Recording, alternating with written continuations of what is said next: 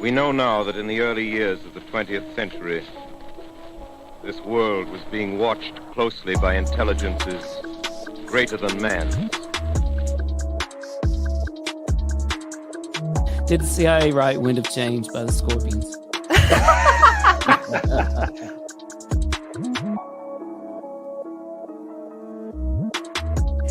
Dr. Loeb, what percentage chance do you give it that you have indeed uncovered extraterrestrial or non-human technology?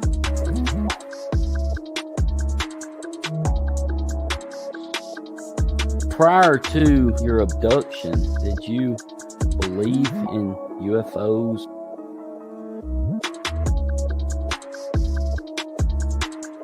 All things unexplained. So some of that, I think, sir, we'll save for closed session.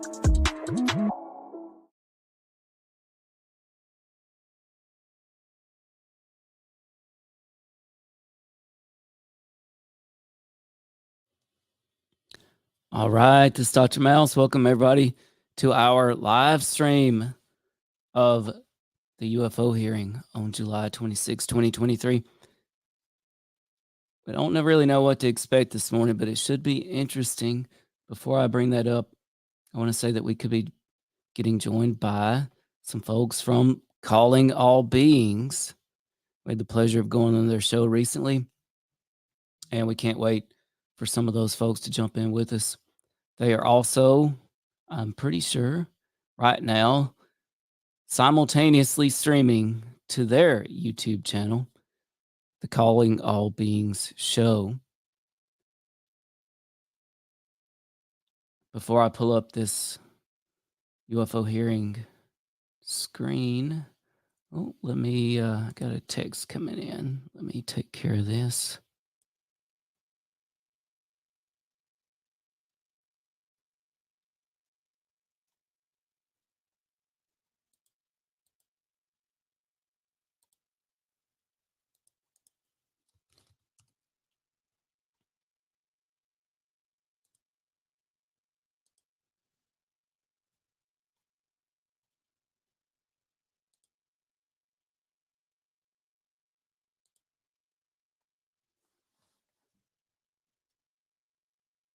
Oh, there we go. I got to send them the invite. I may do our introduction here again in a minute, but if you would like to check out my Audible book that I narrated, it was nominated for International Book Award. It was a finalist for that in fiction, horror. It's called Killer Kudzu. Well, you can listen to it for free now on Audible. Just visit audibletrial.com/UFO. If you don't like it when you first start, don't worry. It'll grow on you. That's a little bit of a kudzu's joke right there. Those who know about the kudzu. And I'd be curious to know if anybody recognizes what my picture is from there. My promo picture for the UFO hearing. And all right, brother Tim. Yes, we are live, and DJ is jumping in with us. Oh boy! Oh no, I can hear you. So, and that's a problem. Yeah, we can hear you. Hang on one sec. Oh boy! And the good news is we are supposedly live on your YouTube now as well. Try DJ. This. Oh.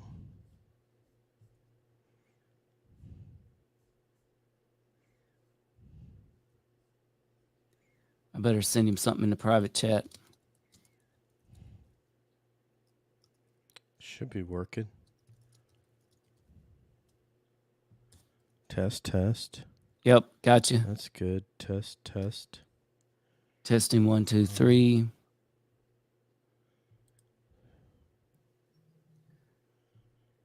Test. Yep. I got you. I don't know if I guess you're not able to hear me right now. And this is why we... Oh, don't. You never know with these live streams, folks. You just never know. Okay, yeah, I can can't Testing. hear you guys. I appreciate that. I can't hear you guys. Uh-oh. Let me switch AirPods. I'll be right back. Sounds good. That's DJ from Calling All Beings joining us here shortly.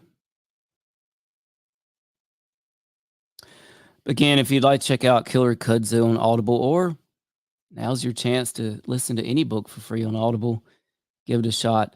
audibletrial.com/UFO. And by the way, I'll see if DJ, hopefully he can make it back on time. But if you see my promo pick for the UFO hearing, I decided to go with Perry Mason. I was a big Perry Mason fan, and I am hopeful for that Perry Mason moment. If you don't know what a Perry Mason moment is, hopefully Tim Burchett or somebody today is going to give us that Perry Mason moment, and then you'll know what a Perry Mason moment is. And perfect timing. My neighbor just started up their weed eater. That's perfect timing. All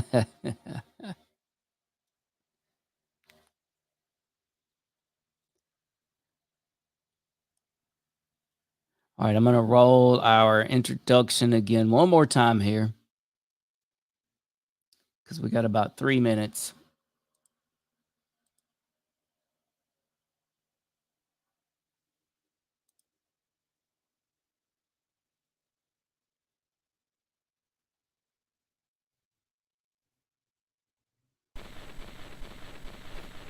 We know now that in the early years of the 20th century, this world was being watched closely by intelligences greater than man's.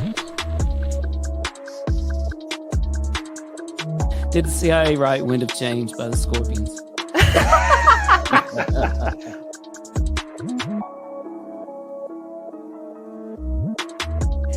Dr. Loeb, what percentage chance do you give it that you have indeed uncovered extraterrestrial or non-human technology?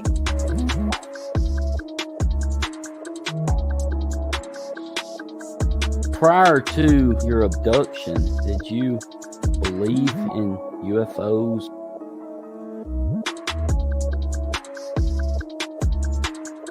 All things unexplained. So some of that, I think, sir, we'll save for closed session.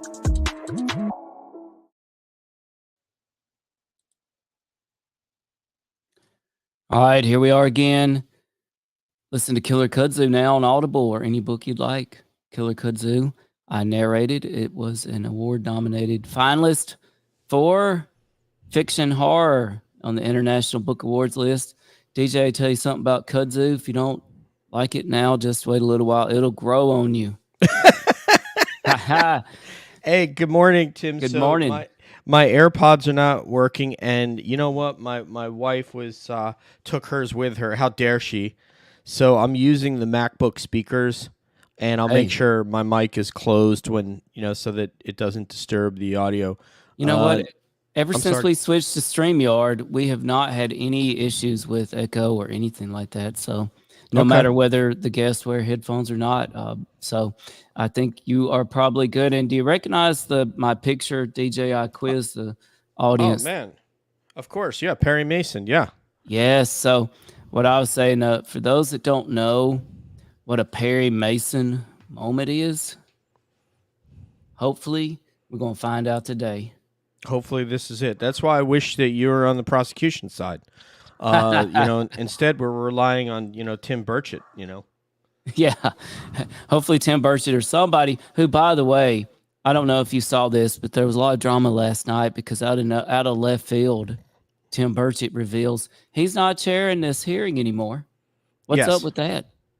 Yeah, that's good. That's a great question. And I wish I knew the answer to that. I don't know why that would be. I imagine it will come out, and we can have Christopher Sharp, our friend from Liberation Times, to chase after that. So I'll make sure I'll actually text him that because he's got for a British guy, he's got better contacts on the Hill than we do. So. Yeah, it's so funny that sometimes people get a bad rep for being conspiratorial, but yet conspiratorial things just freaking happen. Like how they do. Other else can you frame this. I mean, it's not like, this happened out of left field. I mean, what can you say? Well, I think, there are things that are sort of part and parcel that we know, whereas the DOD is going to put their thumb on this because information is going to come out that they don't want and that isn't with their blessing. So whether or not that's a conspiracy, I mean, there is no question. I mean, there's a conspiracy around this topic. I mean, there's no question about that. The question becomes is if everything is a conspiracy. For example, people were saying that Grusch was part of a conspiracy. So then you have to point out how all the facts of how it unfolded actually run counter to that narrative so that people don't ascribe that to Grusch. He has, as we say, skin in the game. As New Yorkers say, have you put your money where your mouth is? Right. And of course, there's still this rumor mill going around that there could be a surprise witness today. Ooh. Now, part of that got started because some people believed that the scheduled 1:00 meeting had been postponed, but I actually called the Oversight Committee yesterday because it was still on the calendar. And I called them and said, hey, is this meeting still on? And the 1:00 meeting is still on. It just got rescheduled from last week. So I think there was some confusion over that it had not been rescheduled today. It was put at 1:00 today because it was rescheduled from a different time last week. So, but I'm still hearing things that there could be a surprise witness today. So that should be interesting. And friend of the show, Simon Stifler. What's good? What's up, Simon? And he's excited to listen. Yeah, so are we. Simon, do you know what a Perry Mason moment is? He may be a generation too late for that. I remember it, even though, it was before our time as well, but it was in rerun, Oh, exactly. Okay, I've just asked Christopher Sharp if he's looked into that. I'll be right back. I got to grab something real quick. I'll be right back, Tim. I'll be listening. Oh, no worry. And it seemed to be some sort of political situation from what I saw, that some technicalities had it to where Tim Burchett just wasn't able to be a chair of a committee. But I don't know. It's like some people were saying it sure was last minute. And we've got Davey Johnston shifting gears joining us. Hey, folks. Hey, Davey Johnston shifting gears. We appreciate you. Why don't you let us know where Davey Johnston shifting gears is? Is that a business? I believe that's coming in from the Calling All Beings YouTube. So this is groundbreaking today. We're streaming live to the All Things Unexplained YouTube, Twitter, and Facebook, and the Calling All Beings YouTube.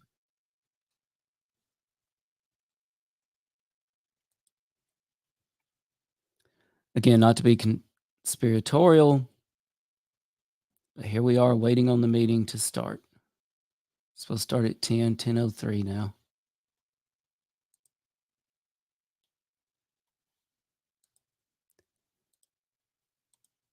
We didn't really expect anything less than a late start, though, did we?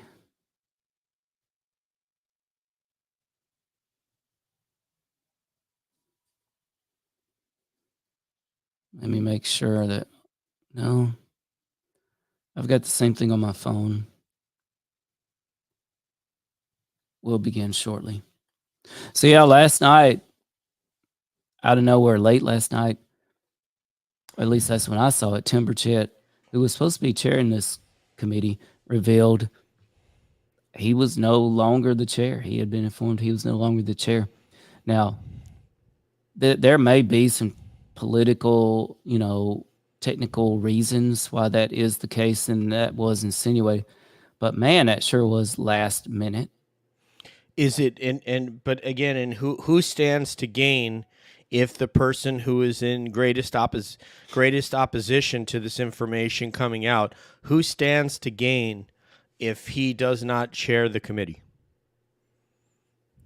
Well, right, and he certainly has been. Say that who, so that people know who we're talking about.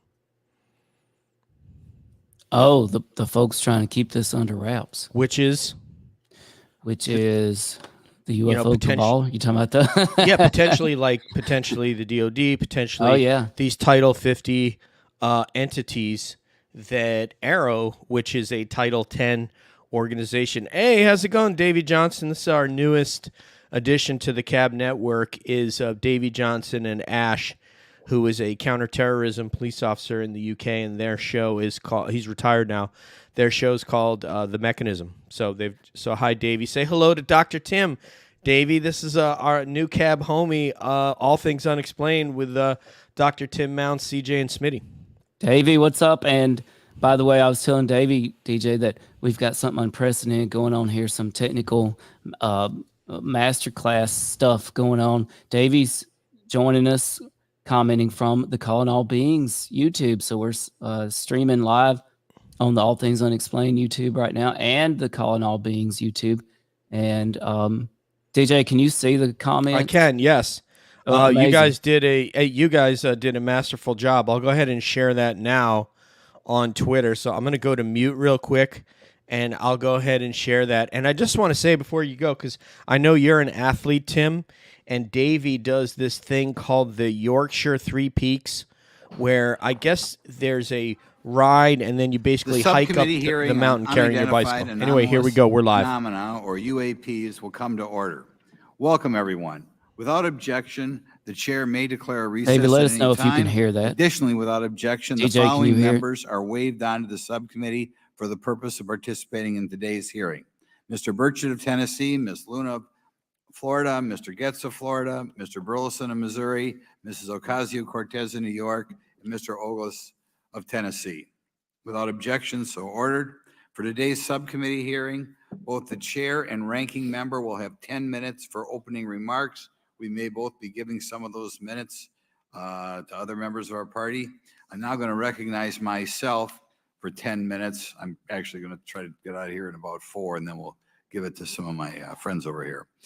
Good morning and welcome to the most exciting subcommittee in Congress this week, the Subcommittee on National Security, the Border, and Foreign Affairs, for discussion of unidentified anomalous phenomenon. I'd like to thank the brave military pilots and personnel, such as the witnesses on the panel today, for sharing their stories on how they have engaged UAPs, which has brought attention to this matter.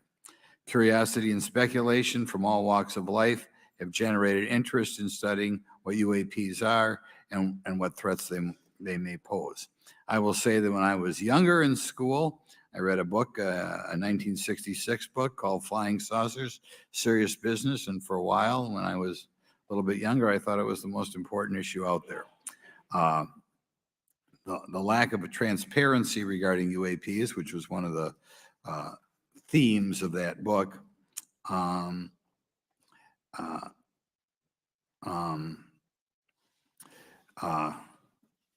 in any event, it's led to interest in studying what UAPs are and what threats they pose. The lack of transparency regarding UAPs has fueled wild speculation and debate for decades, eroding public trust in the very institutions that are meant to serve and protect them, as is evidenced by the large number of people we have here. I also want to point out in 1966, President Gerald Ford claimed to have seen a UFO, and in 1969 in Georgia, Jimmy Carter claimed to have seen a UFO. So this has led Congress to establish entities to examine UAPs. The National Defense Authorization Act of 2022 established the All-Domain Anomaly Resolution Office, or AARO, to conduct or to coordinate efforts across the Department of Defense and other federal agencies to detect, identify, and investigate UAPs. However, AARO's budget remains classified, prohibiting meaningful oversight from Congress. In addition to AARO's efforts, NASA is leading an independent study. It sounded on like a threat. To identify how UAP data is gathered from both civilian and government entities that can be analyzed to shed light on the topic. However, despite these offices being established, there lies a pressing demand for government transparency and accountability that cannot be overlooked. And that's been a problem that's been around for 50 years. The Biden administration handling of the Chinese spy balloon that violated U.S. airspace is one example how the government is not prepared for these. The Biden administration's description of events has shown that the government continues not to be forthright. Between the Chinese balloon being shot down and 2 UAPs subsequently shot down following the event earlier this year, the U.S. government spent Dead Horse $1.5 million Alaska, we had an of taxpayer exclusive. dollars on missiles. Yet we have seen little clarity from the Biden administration. We must demand transparency from the Department of Defense, our intelligence community, and our defense industry on the UAP work. We're going to ask some questions about that today. Congress recognizes the subject of UAPs is multifaceted and requires a careful, data-driven approach. Today, we'll see clarity from these witnesses' testimonies, or we'll seek clarity as to what can be done to improve. Boy, what a heartfelt for military and dissertation civilians this and is, huh, being Tim? committed to objective inquiry. Congress should work to ensure that Tearjerker. knowledge is not driven by fear. Today, we are not just debating the existence of UAPs, we are deliberating on the principles that define our republic, which is a commitment to transparency and accountability.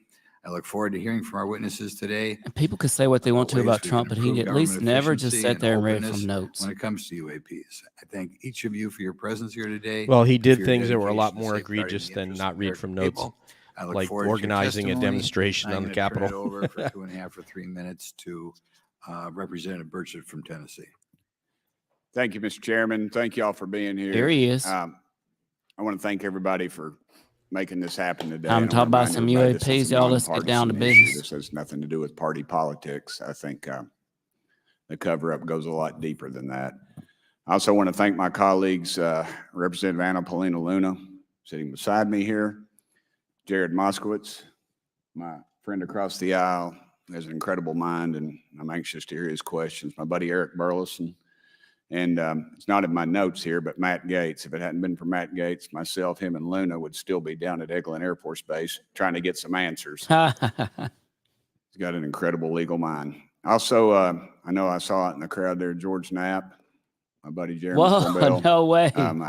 Yeah. They're not witnesses, but The they've homies. provided some statements on this subject, and I seek unanimous consent to enter those statements into the record, Mr. Chairman. Without objection. Also, would like to enter in, I understand now that this is unclassified and it's public record, but as we all know, that's sometimes difficult for the public to get a hold of. A report, Defense Intelligence reference documents, advanced space propulsion based on vacuum, space-time metric engineering, some light reading for some of our members. Without objection. Thank you. Mr. Knapp wrote, since 1969, the position of our military has been that UFOs pose no threat to national security and are not worthy of further study. I'd say that's the biggest understatement of the decade. And he also goes on to talk about the dismissive attitude. It's at odds with what was revealed in documents, reports, and internal memos. Mr. Cabral says, as he writes these words, the UFO is emerging as a major topic of global importance. I can state that as a fact. Out there, I met a fellow who came in here all the way from Denmark to be here for this meeting. So this is huge. This is worldwide. I think we suspect what's going on, but I'd also like to thank the members of Congress who have supported our efforts to make this hearing happen. Some have even confided to me that they've had UFO sightings of their own. Those members, of course, some of them wish to remain anonymous, and I'll keep it that way. But also, finally, I'd like to thank these three brave witnesses here. They took an oath. They took an oath to uphold the Constitution of the United States, and dadgummit, they're doing it. And we owe them a debt of gratitude.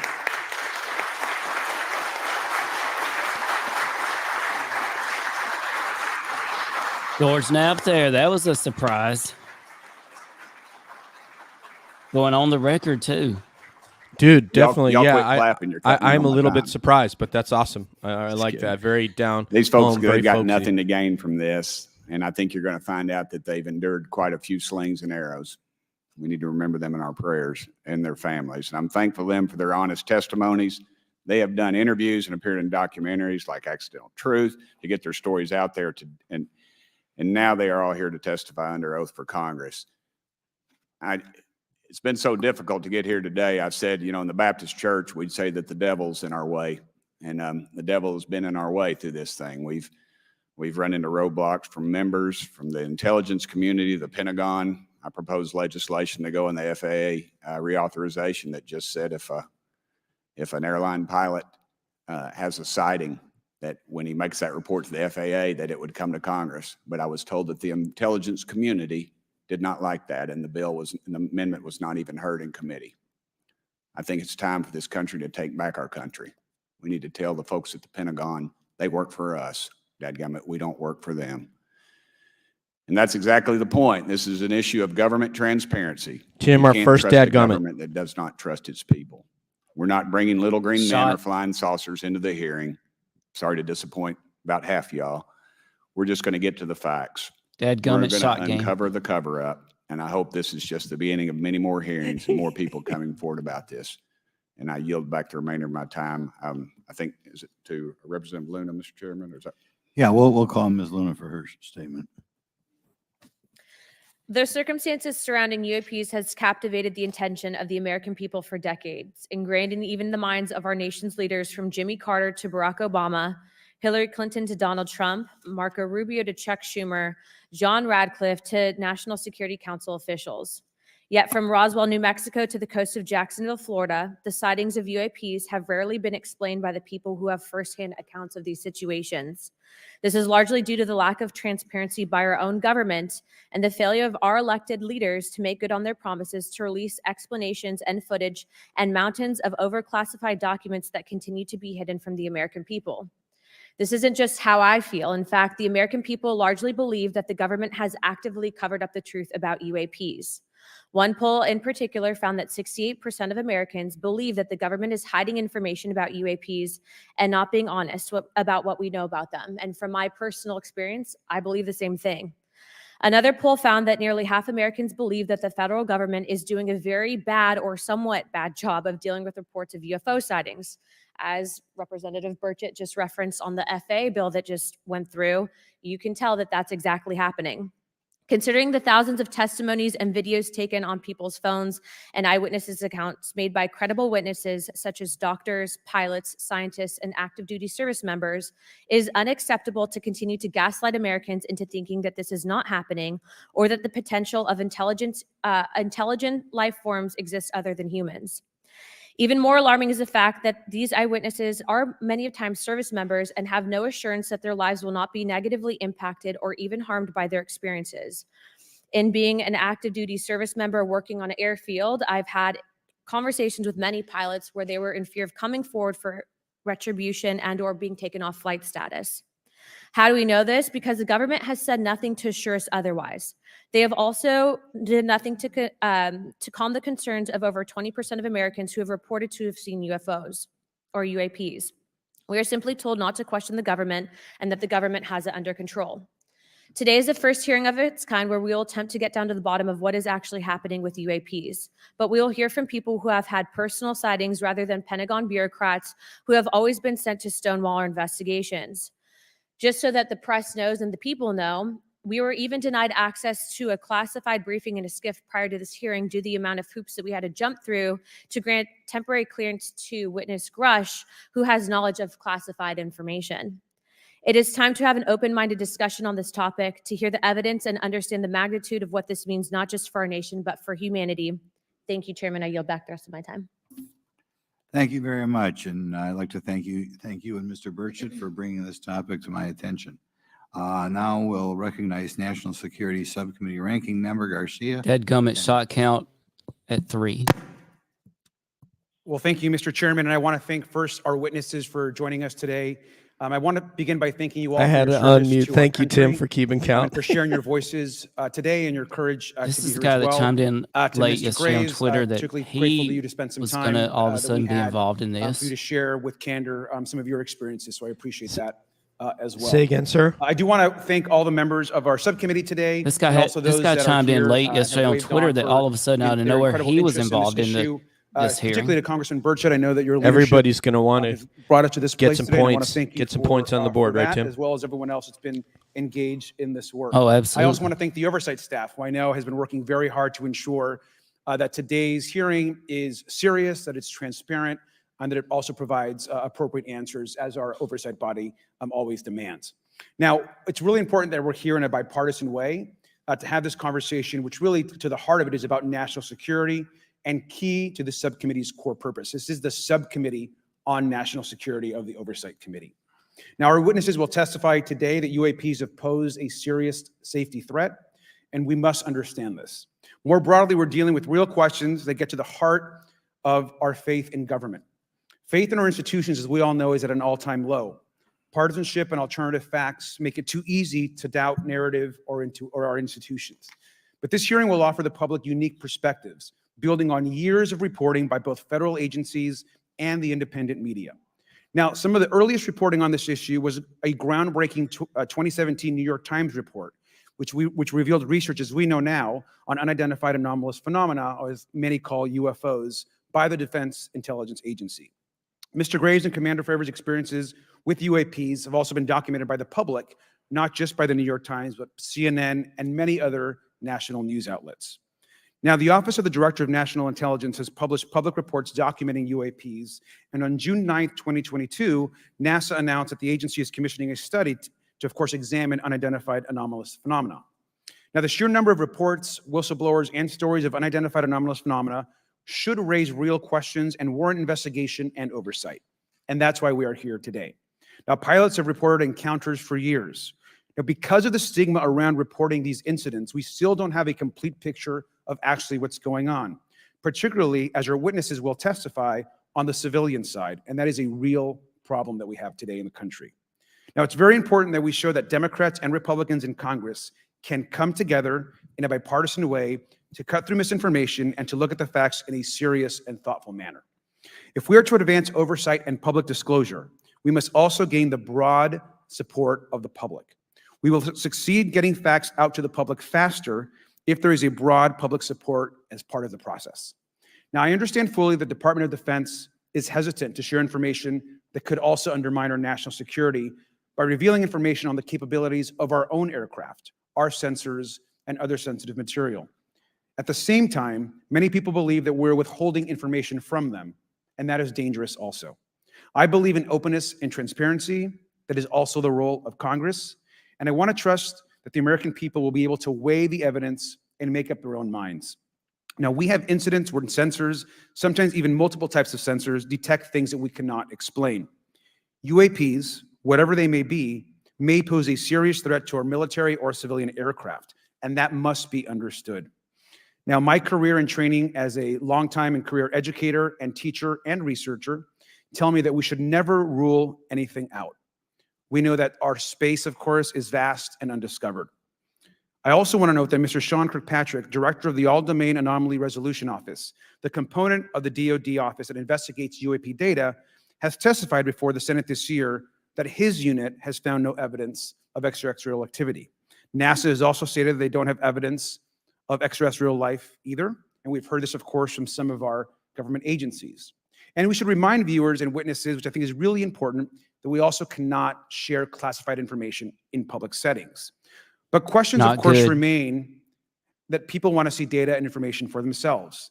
The enormous interest in the hearing today underscores the importance of a fair and open look at the evidence from witnesses who can share their unique perspectives. Now, I know I certainly have a lot of questions, and I know that all the members of our committee do as well.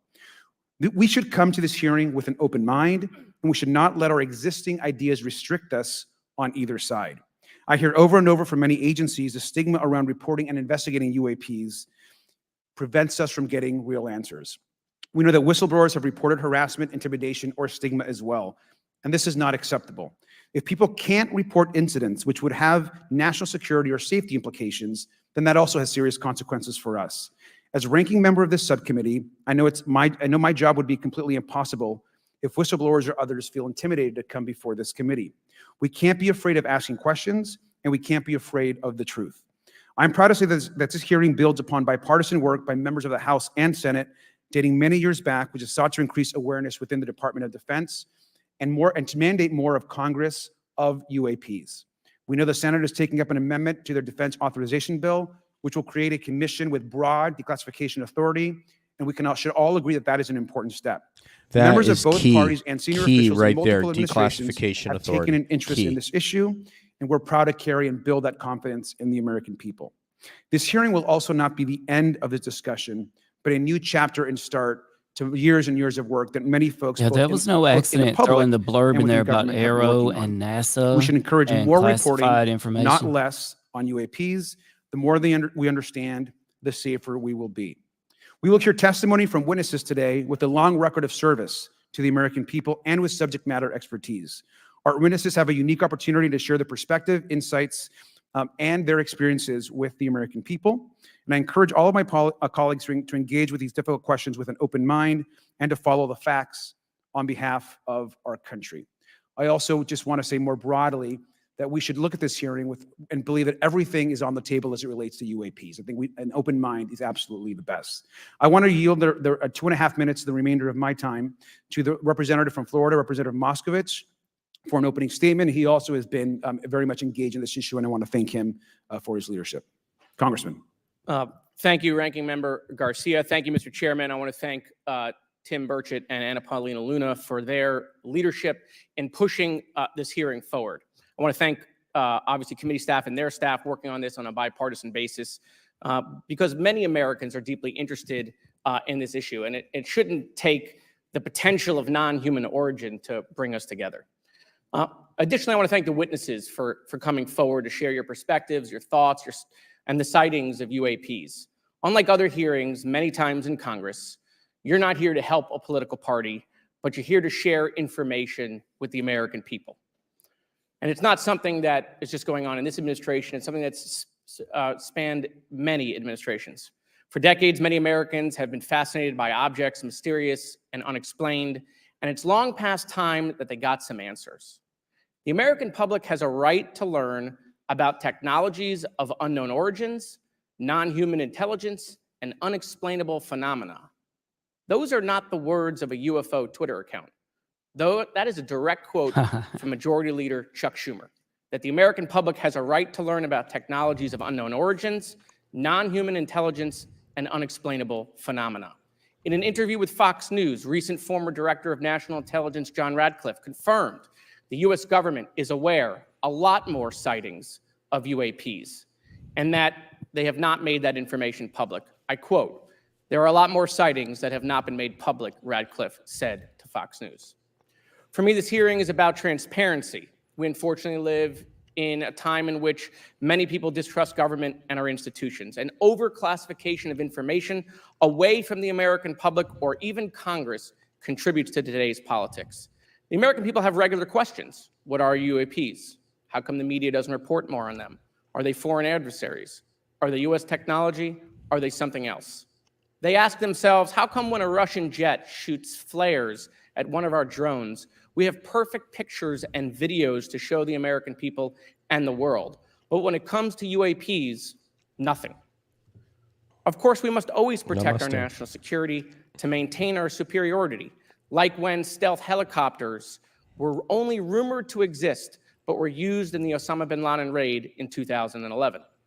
But we can't allow that to be used as a shield to keep the American people completely in the dark from basic truths. The American people deserve to hear more about special access programs. Congress has a right to know if there's any unsanctioned weapons development, satellite imagery that has not been provided to Congress. Congress created the All-Domain Resolution Office in the NDAA of 2022. In its initial analysis, there are 171 uncharacterized UAP reports, and this is the words from the report, that appear to have demonstrated unusual flight characteristics or performance capabilities. I believe more information is known about the 171 instances.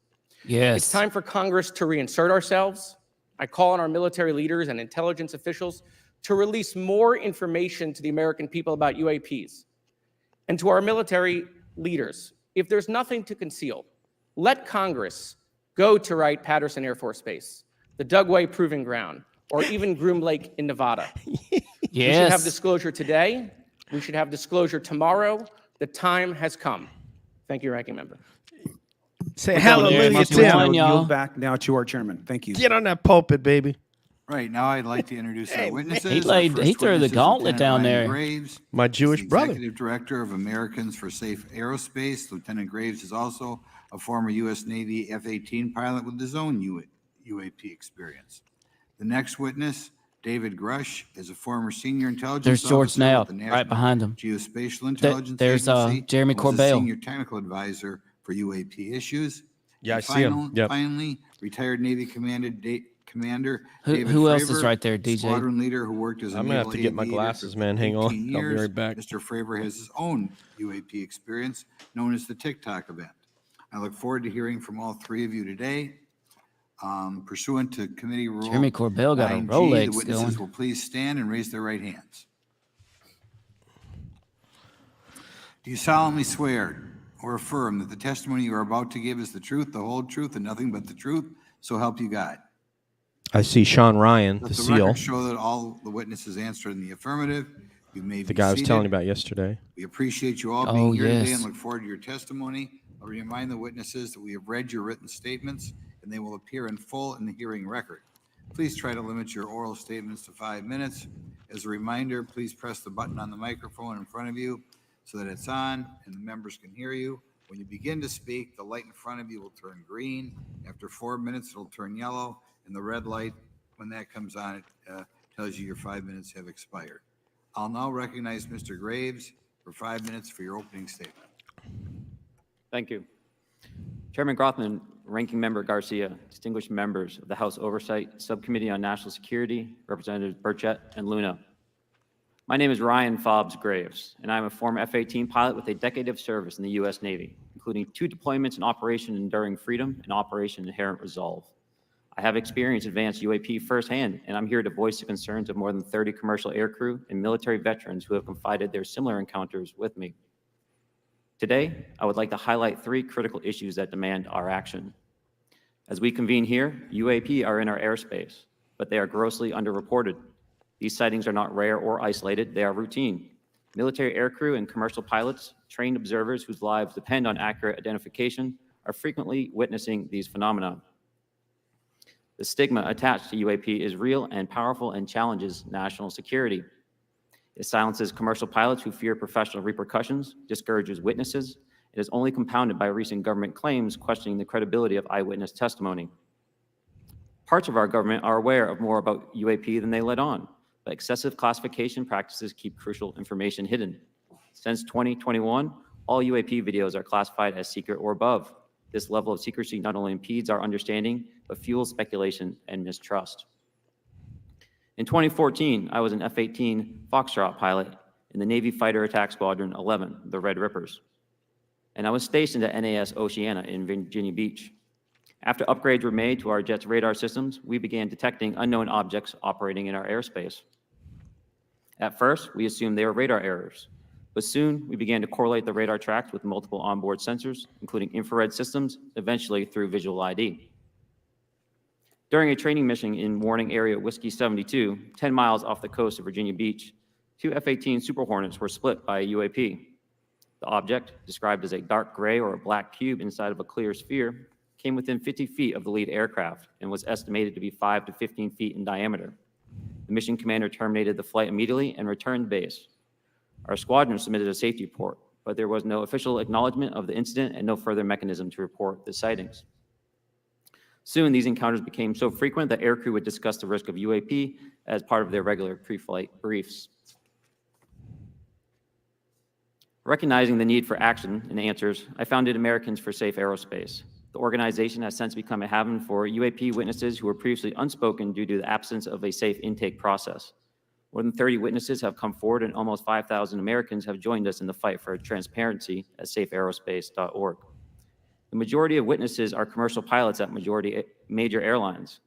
Often, they are veterans with decades of flying experience. Pilots are reporting UAP at altitudes that appear above them at 40,000 feet, potentially in low Earth orbit or in the gray zone below the Kármán line, making inexplainable maneuvers like right-hand turns and retrograde orbits or J-hooks. Sometimes these reports are reoccurring, with numerous recent sightings north of Hawaii and in the North Atlantic. Other veterans are also coming forward to us regarding UAP encounters in our airspace and oceans. The most compelling involve observations of UAP by multiple witnesses and sensor systems. I believe these accounts are only scratching the surface, and more will share their experiences once it is safe to do so.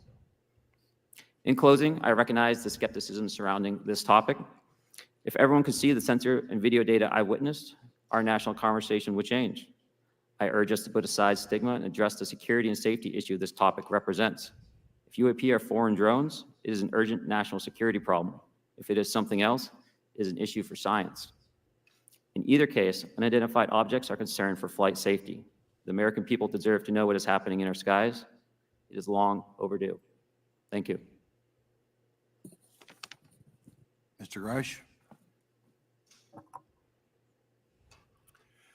Mr. Chairman, ranking members and congressmen, thank you. I'm happy to be here. This is an important issue and I'm grateful for your time. My name is David Charles Grusch. I was an intelligence officer for 14 years, both in the U.S. Air Force, both active duty, Air National Guard, and Reserve at the rank of major, and most recently from 2021 to 2023, at the National Geospatial Intelligence Agency, NGA, at the GS-15 civilian level, which is the military equivalent of a full bird colonel. I was my agency's co-lead in unidentified anomalous phenomena and transmedium object analysis, as well as reporting to the UAP task force, UAPTF, and eventually, once it was established, the All-Domain Anomaly Resolution Office, AARO. I became a whistleblower through a PPD-19 urgent concern filing in May 2022 with the Intelligence Community Inspector General. Following concerning reports from multiple esteemed and credentialed current and former military and intelligence community individuals that the U.S. government is operating with secrecy above congressional oversight with regards to UAPs. My testimony is based on information I've been given by individuals with a long-standing track record of legitimacy and service to this country, many of whom also have shared compelling evidence in the form of photography, official documentation, and classified oral testimony to myself and my various colleagues.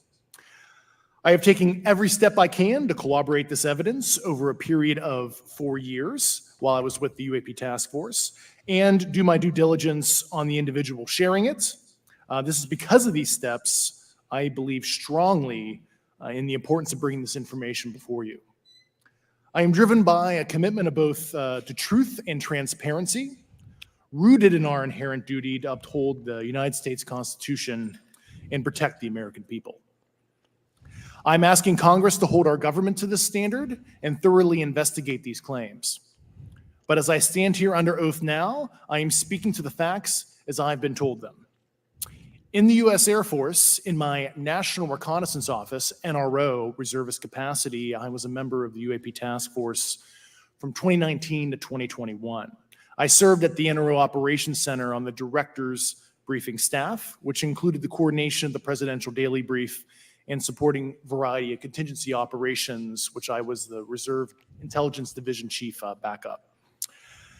In 2019, the UAP Task Force Director asked me to identify all special access programs and controlled access programs, also known as SAPs and CAPs, we needed to satisfy our congressionally mandated mission, and we were direct report at the time to the DepSecDef. At the time, due to my extensive executive level intelligence support duties, I was cleared to literally all relevant compartments and in a position of extreme trust, both in my military and civilian capacities. I was informed in the course of my official duties of a multi-decade UAP crash retrieval and reverse engineering program, to which I was denied access to those additional read-ons when I requested it. I made the decision, based on the data I collected, to report this information to my superiors and multiple inspectors general, and in effect becoming a whistleblower.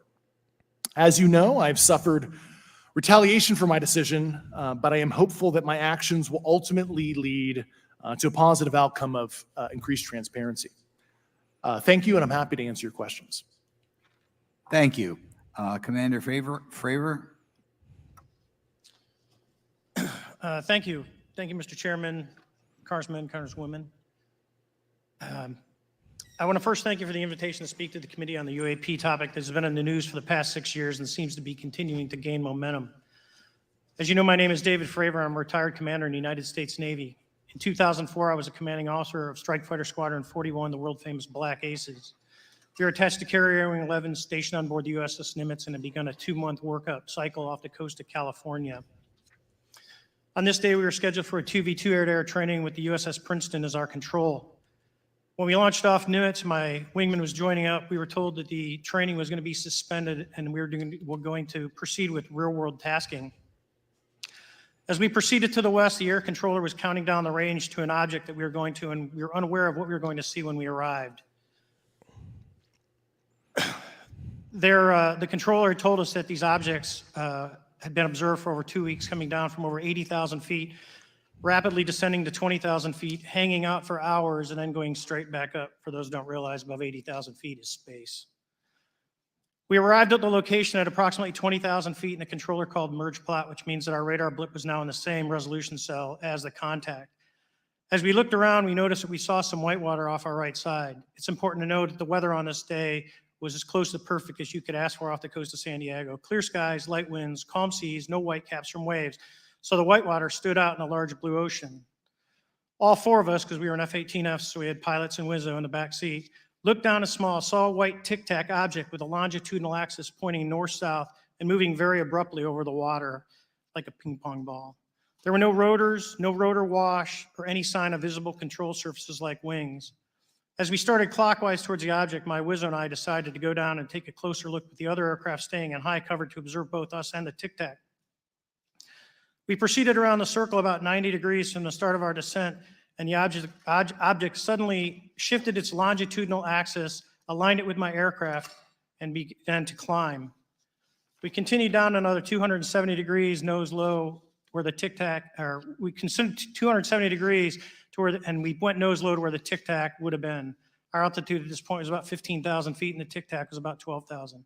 As we pulled nose onto the object, within about a half mile of it, it rapidly accelerated in front of us and disappeared. Our wingman, roughly 8,000 feet above us, lost contact also. We immediately turned back to see where the whitewater was at, and it was gone also.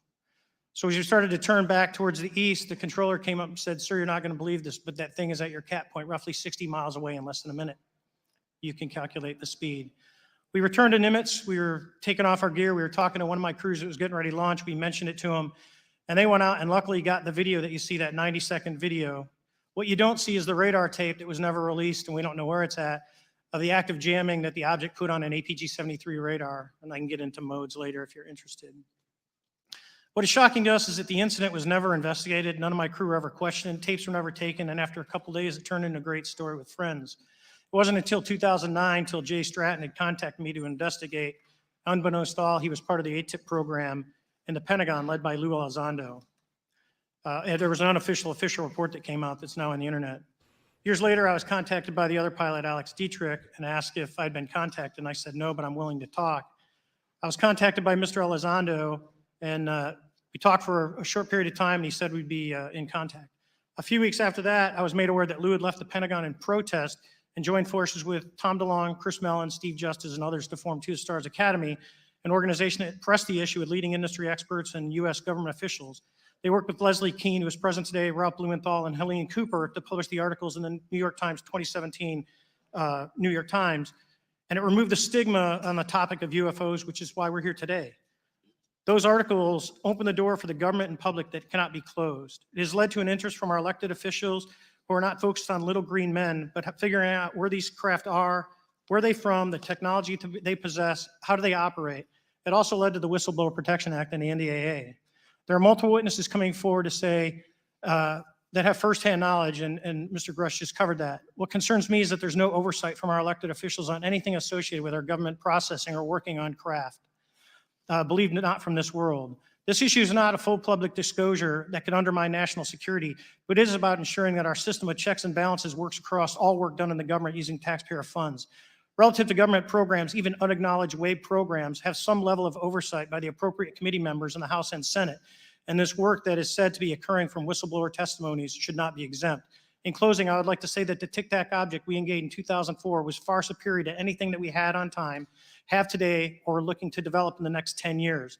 If we in fact have programs that possess this technology, it needs to have oversight from those people that the citizens of this great country elected in office to represent what is best for the United States and best for the citizens. I thank you for your time.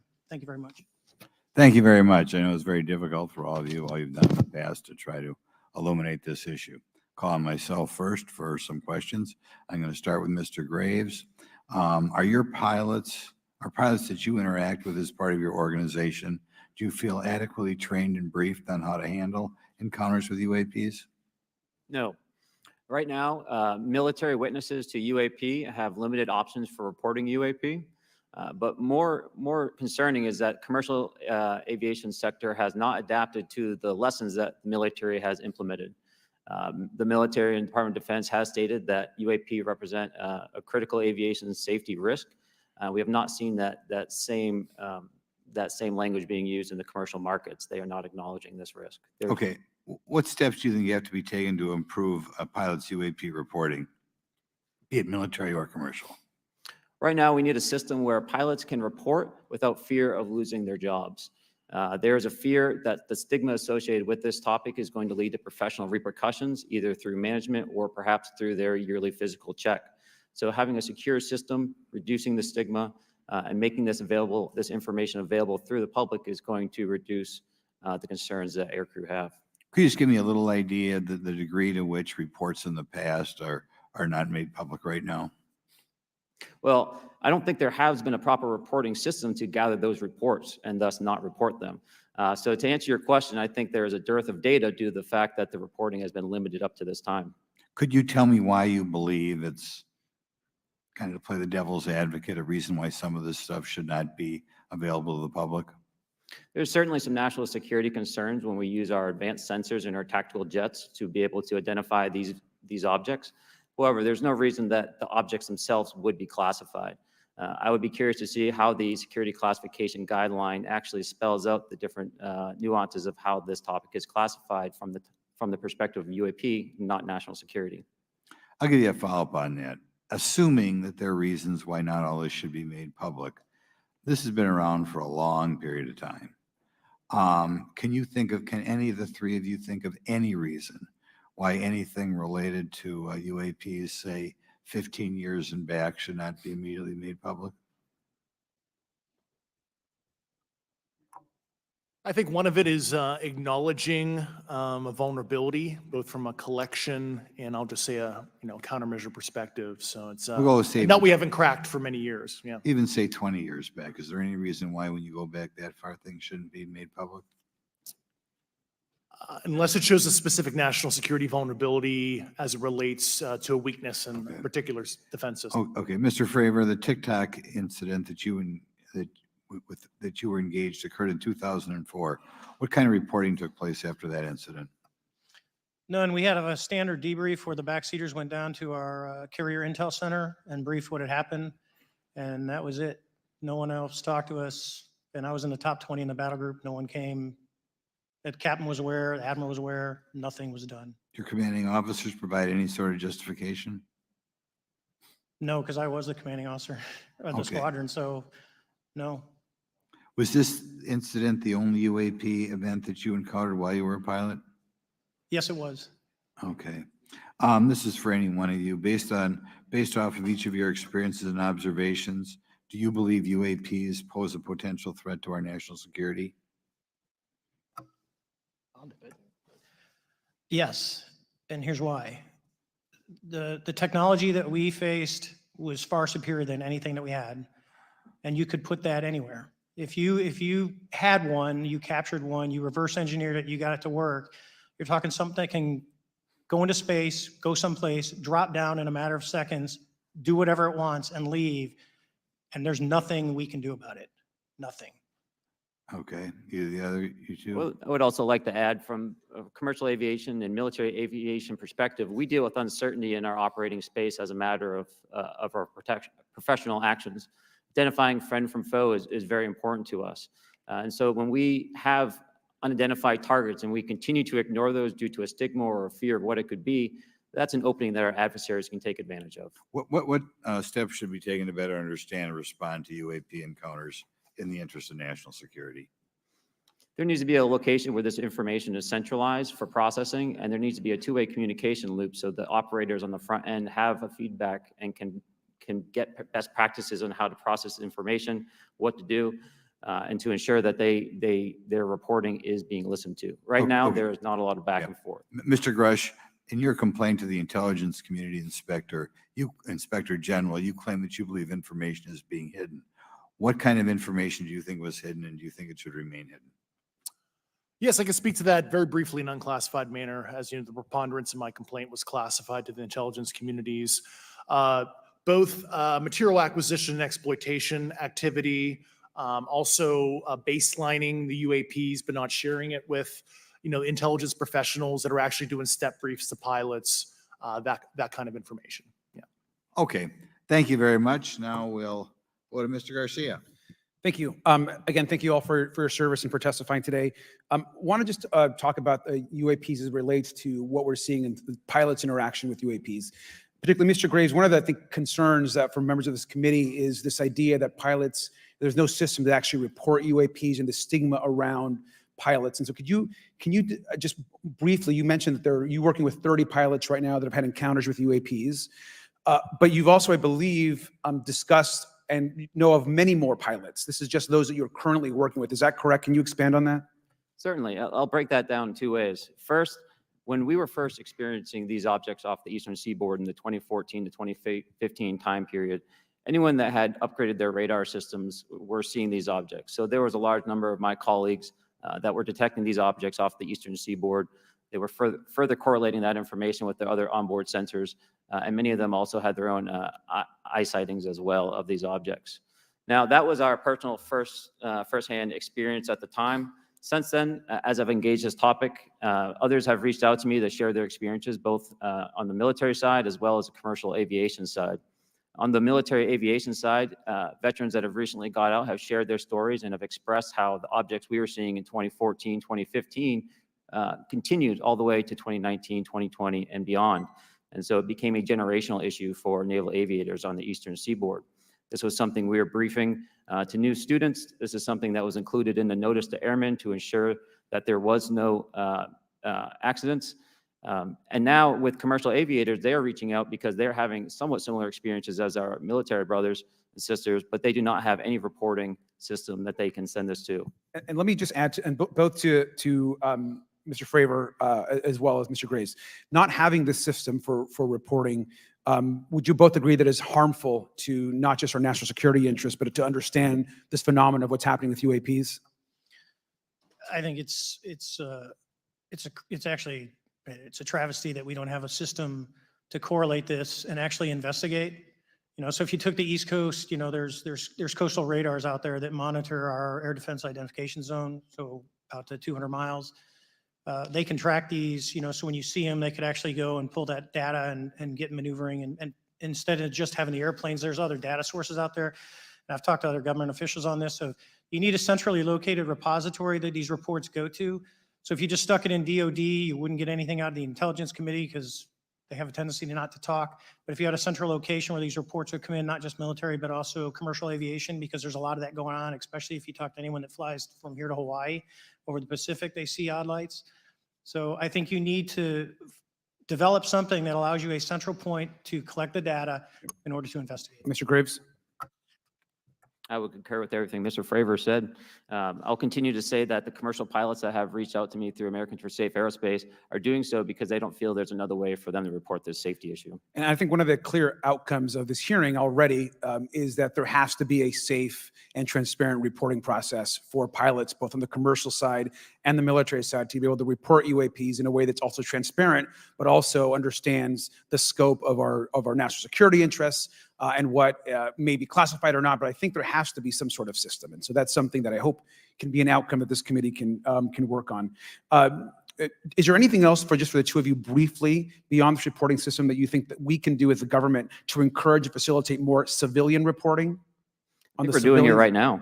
Okay, great. I think this hearing is going to show the American people that their government takes this topic seriously. And how about civilians that may not be pilots? What kind of process could be in place for civilians who are not pilots, who may have UAP encounters? Do either of you have any suggestions that could facilitate or they get that? abducted by UAPs? My recommendations would be to make that a sensor-centric operation in order that to aren't Chris Bledsoe, and famous. Sir, Mr. Fravor? With three-letter Mr. Graves on agencies. that. Okay. Just briefly, I also just want to note particularly for the two pilots, and I have a question for Mr. Grusch. One of the things that I found fascinating in our discussion, Mr. Graves, last night as well, is that you both described UAPs and formations and the way they are observed in space or in our air, and the way that they move is essentially ways in which current technology or aircraft that we know of are unable to actually function or move. And so will you just, for the public record, again, once again, just briefly just either describe or note that aircraft that are being witnessed, particularly by the 30 folks that you're working with, are essentially outside the scope of anything that we know of today and the technology we have today. Mr. Graves, Mr. Fravor? Yes, the objects that are being seen by commercial pilots are performing maneuvers that are unexplainable due to our current understanding of our technology and our capabilities as a country. And that applies for the military as well. Mr. Fravor? Yeah, I concur with that. We have nothing that can stop in midair and go the other direction, nor do we have anything that can, like in our situation, come down from space, hang out for 3 hours, and go back up. Thank you. My last question, and sometimes I know that you have also said some of these answers in the past, but we're trying to get them on the public record as well, which is really important. Mr. Grusch, finally, do you believe that our government is in possession of UAPs? Absolutely, based on interviewing over 40 witnesses over 4 years. And where? I know the exact locations, and those locations were provided to the Inspector General, and some of which to the intelligence committees. I actually had the people with the firsthand knowledge provide a protected disclosure to the Inspector General. Thank you. And Mr. Chairman, I would just say that I think that these questions are important questions, and I look forward to being involved in the process to get those answered. I know there'll be a lot of questions. Saying just UAPs. Thank you. We'll go to Mr. Too Burchett. general. Thank you, Mr. Chairman. Say that again, Tim. Mr. Garcia, I would like to have you on the. I don't like how he just asked UAPs. on That's the- just too on the general. It recording. could encompass anything they've We'll got. get together on that. Maybe you can be my co-sponsor on that. That'd be really cool. Thank you for those great questions. Mr. Graves. Chinese drone. for Again, I'd example. like to know, how do you know that these were not our aircraft? Some of the behaviors that we saw in a working area, we would see these objects being at 0.0 Mach, that's zero airspeed, over certain pieces of the ground. So what that means, just like a river, if you throw a bobber in, it's going to float downstream. These objects were staying completely stationary in Category 4 hurricane winds. These same objects would then accelerate to supersonic speeds, 1.1, 1.2 Mach, and they would do so in very erratic and quick behaviors that I don't have an explanation for. Okay. Have you spoken to commercial and military pilots that have seen these off of our East Coast? I have. Okay. Mr. Fravor, I noticed that in the Tic Tac video, it's Tic Tac like the candy, not TikTok like the Chinese Communist app. That's correct. Yes, sir. I just want to make that because my daughter corrected me on that and called me a boomer and said, "Hey, boomer," and I said, "No, baby, it's Tic Tac like the candy. You're gonna have to just look it up." And but now I would also like to say today is a day of many firsts. It's a miracle that we're having this meeting, and it's also a miracle that my wife has put up with me for 9 years today. Today is my anniversary, so I want to tell my wife happy anniversary and that I love her very much. As she likes to say, this 9 years have been the best 2 years of her life. So thank you.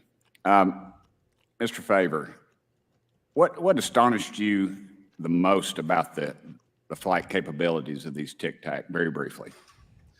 The performance, absolute performance. It was. And you're not aware of any other objects that anybody in the world has, in this world, that has those capabilities? No, I think it's far beyond actually our material science that we currently possess. Are you aware of any other reconnaissance platforms that have tracked or recorded the Tic Tac's maneuvers, maybe the NORAD system or any of the others? I am not. Okay. Mr. Grusch, thank you for being here, brother. Thank you all very much. Have you faced any retaliation or reprisals for any of your testimony or anything on these lines? Yeah, I have to be careful what I say in detail because there is an open whistleblower reprisal investigation on my behalf, and I don't want to compromise that investigation by providing anything that may help provide somebody information. But it was very brutal and very unfortunate, some of the tactics they used to hurt me both professionally and personally, to be quite frank. Yeah. It's very unfortunate. As they say, when you're over the target, that's when they do the most firing at you. Do you have any personal knowledge of people who have been harmed or injured in efforts to cover up or conceal these extraterrestrial technology? Yes. Personally. Have anyone been murdered that you would think, that you know of or have heard of, I guess? I have to be careful asking that question. I directed people with that knowledge to the appropriate authorities. Maybe in a, if we could get in a confidential area, SCIF, we could talk about that. But unfortunately, we were denied access to the SCIF, and that's very unfortunate in this scenario.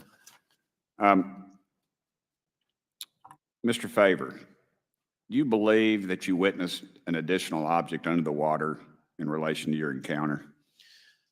I will say we did not see an object. There was something there to cause the whitewater, and when we turned around, it was gone. So there was something there that obviously moved.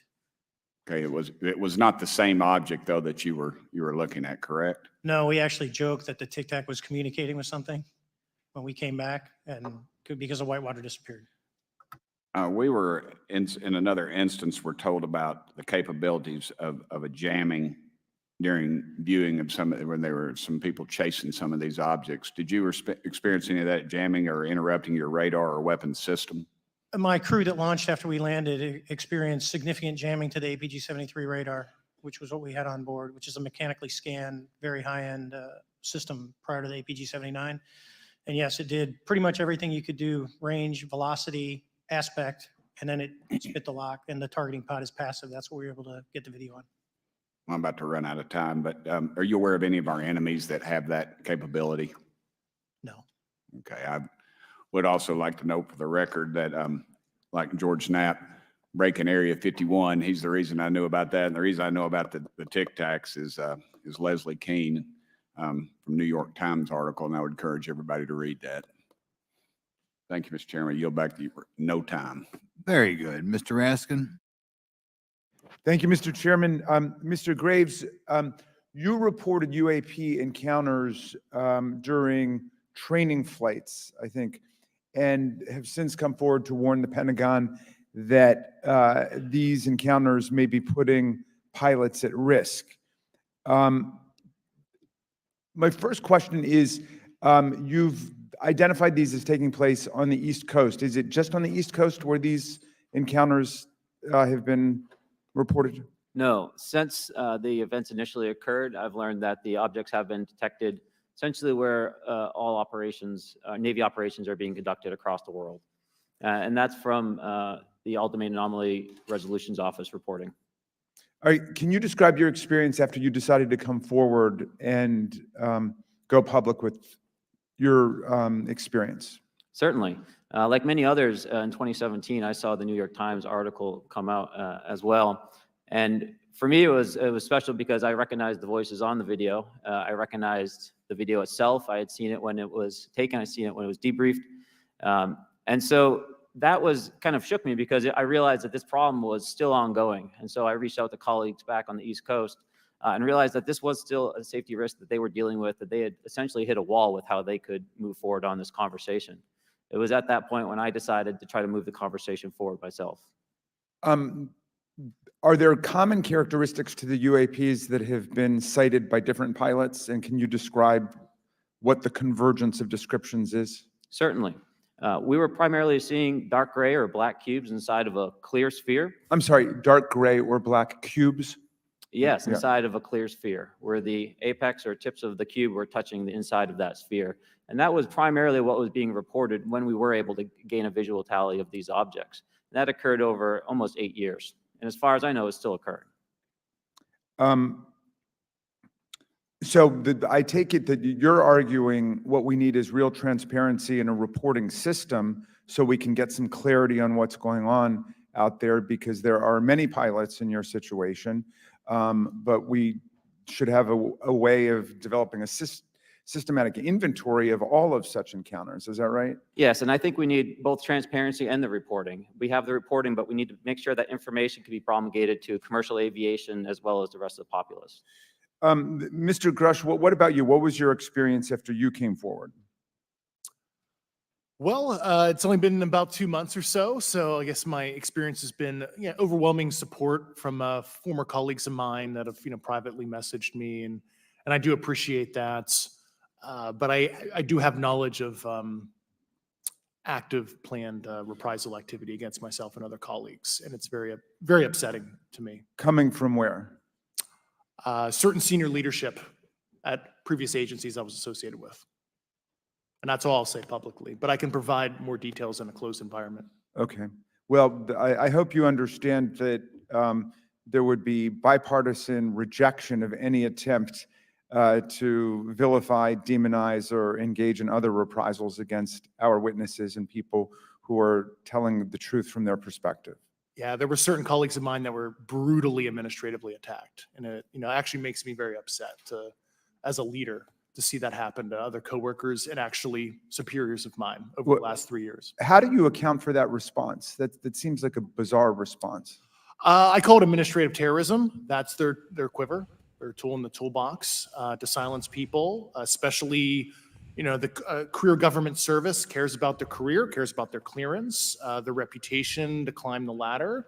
And when you threaten that career path, a lot of people back off.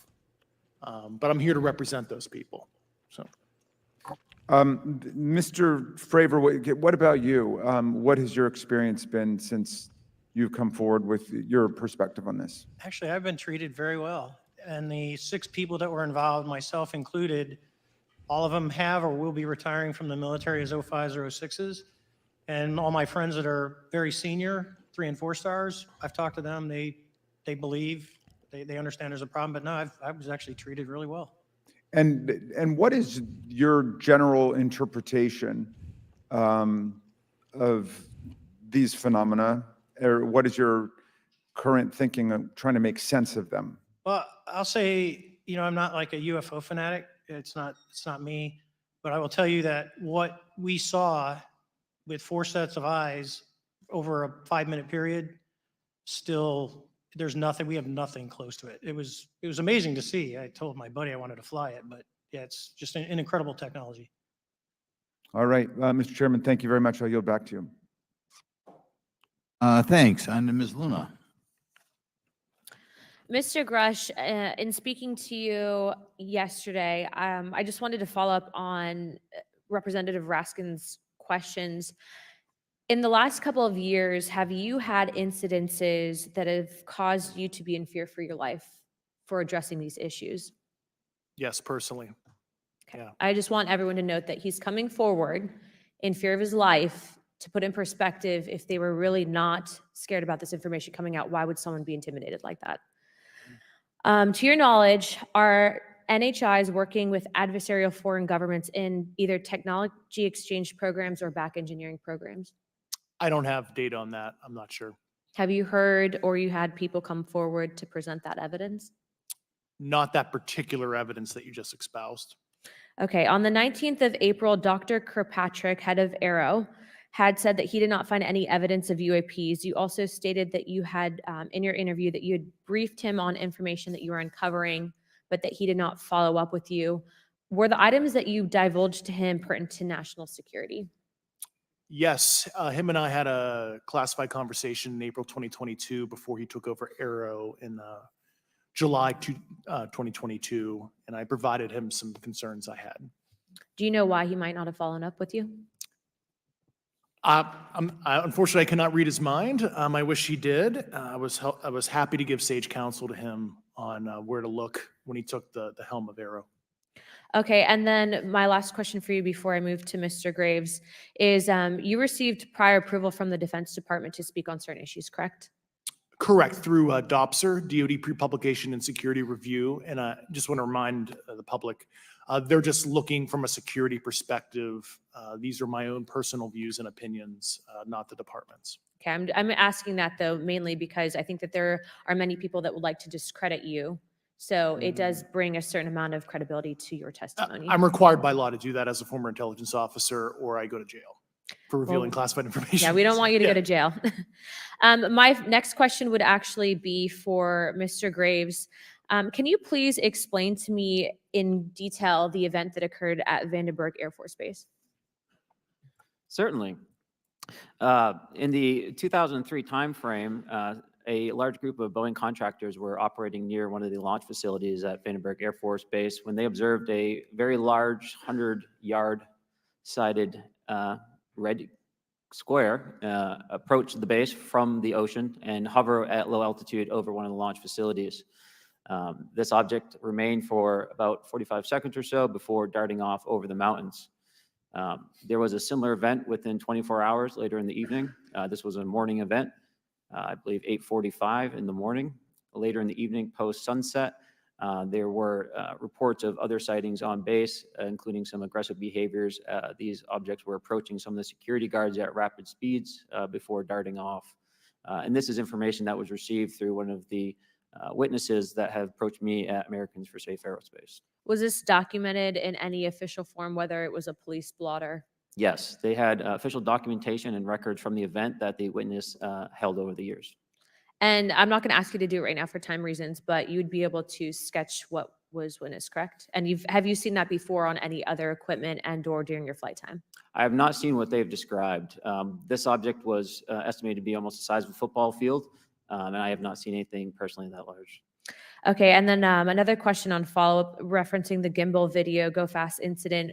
Can you just clarify, because to our understanding, the footage was actually cut off at a certain point, but what happens at the end of that video, just for those Americans specifically there that are wanting to know about the rest of that footage? Certainly. There was some uncertainty or instability with the object. It seemed to rock a bit, and that's the last I had seen of the video. Much of the data that I would recommend be analyzed would consist of radar data that would provide precise kinematics on the object, as well as the fleet of objects that were operating nearby.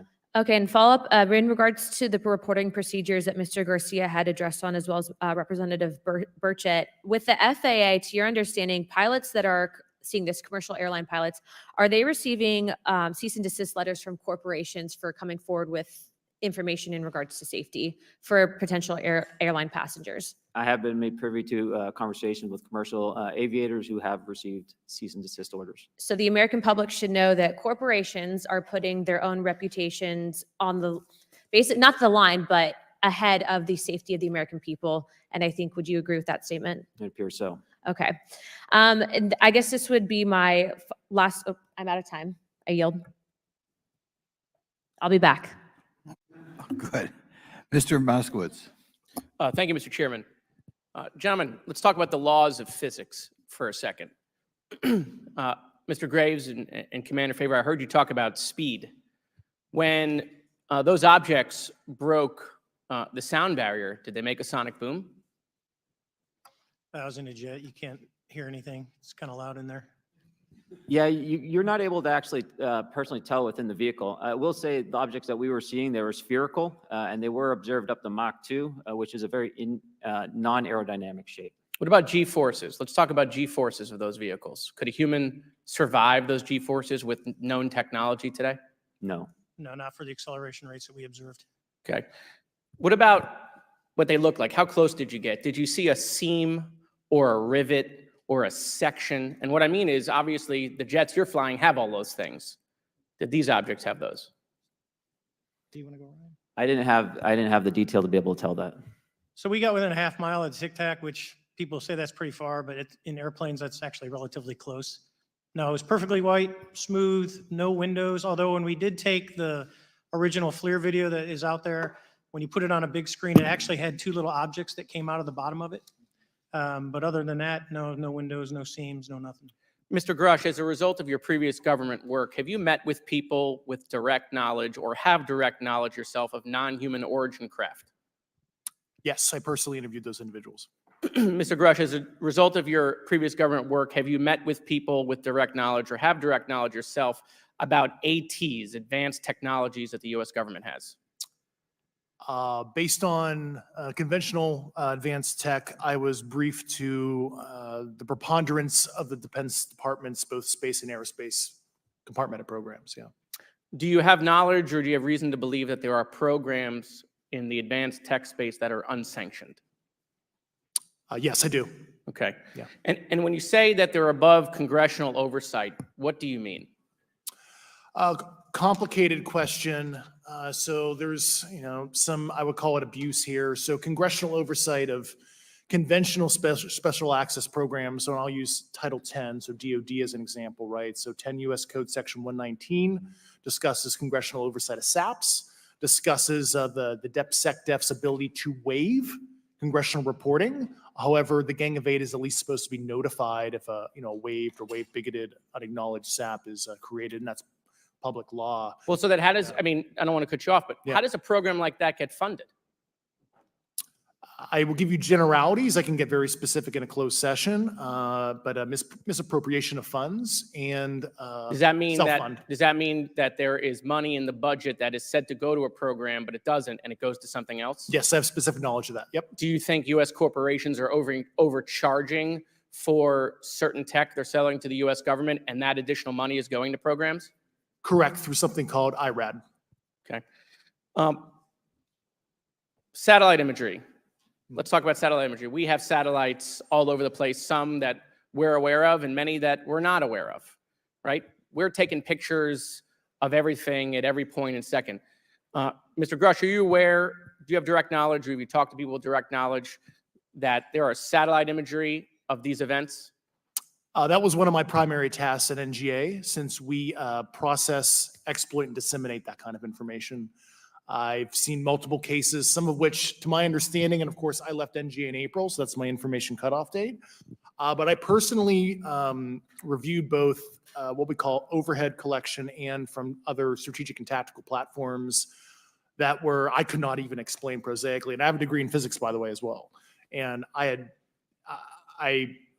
am aware that you guys have not seen these reports, unfortunately.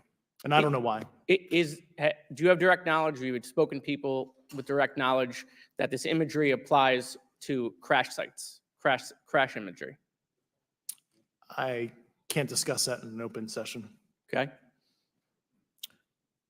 Do you have any information that the U.S. government is involved in a disinformation campaign to deny the existence of certain UAPs? I can't go beyond what I've already stated publicly in my News Nation interview because it touches other sensitivities. Okay. I'll yield the balance of my time back. Thank you, Mr. Chairman.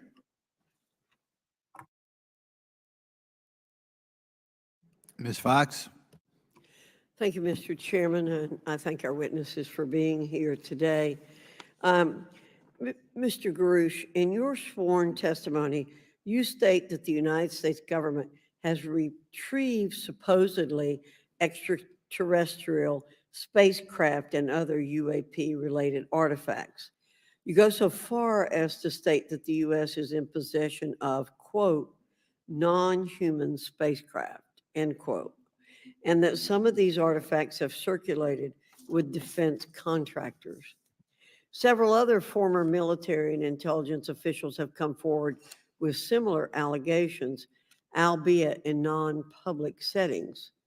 However, Dr. Sean Kirkpatrick, the director of AARO, previously testified before Congress that there has been, and I quote, no credible evidence thus far of extraterrestrial activity or of, quote, off-world technology brought to the attention of the office.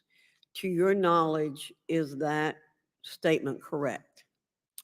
It's not accurate. I believe Dr. Kirkpatrick mentioned he had about 30 individuals that have come to Arrow thus far. A few of those individuals have also come to Arrow that I also interviewed, Okay. and I know what they provided Dr. Kirkpatrick and their team. Okay. I was able to evaluate Okay, that I information. need to go on.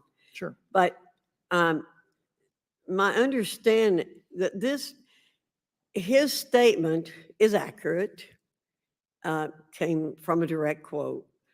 And this contradiction is a perfect example of why we need to inject transparency into our government.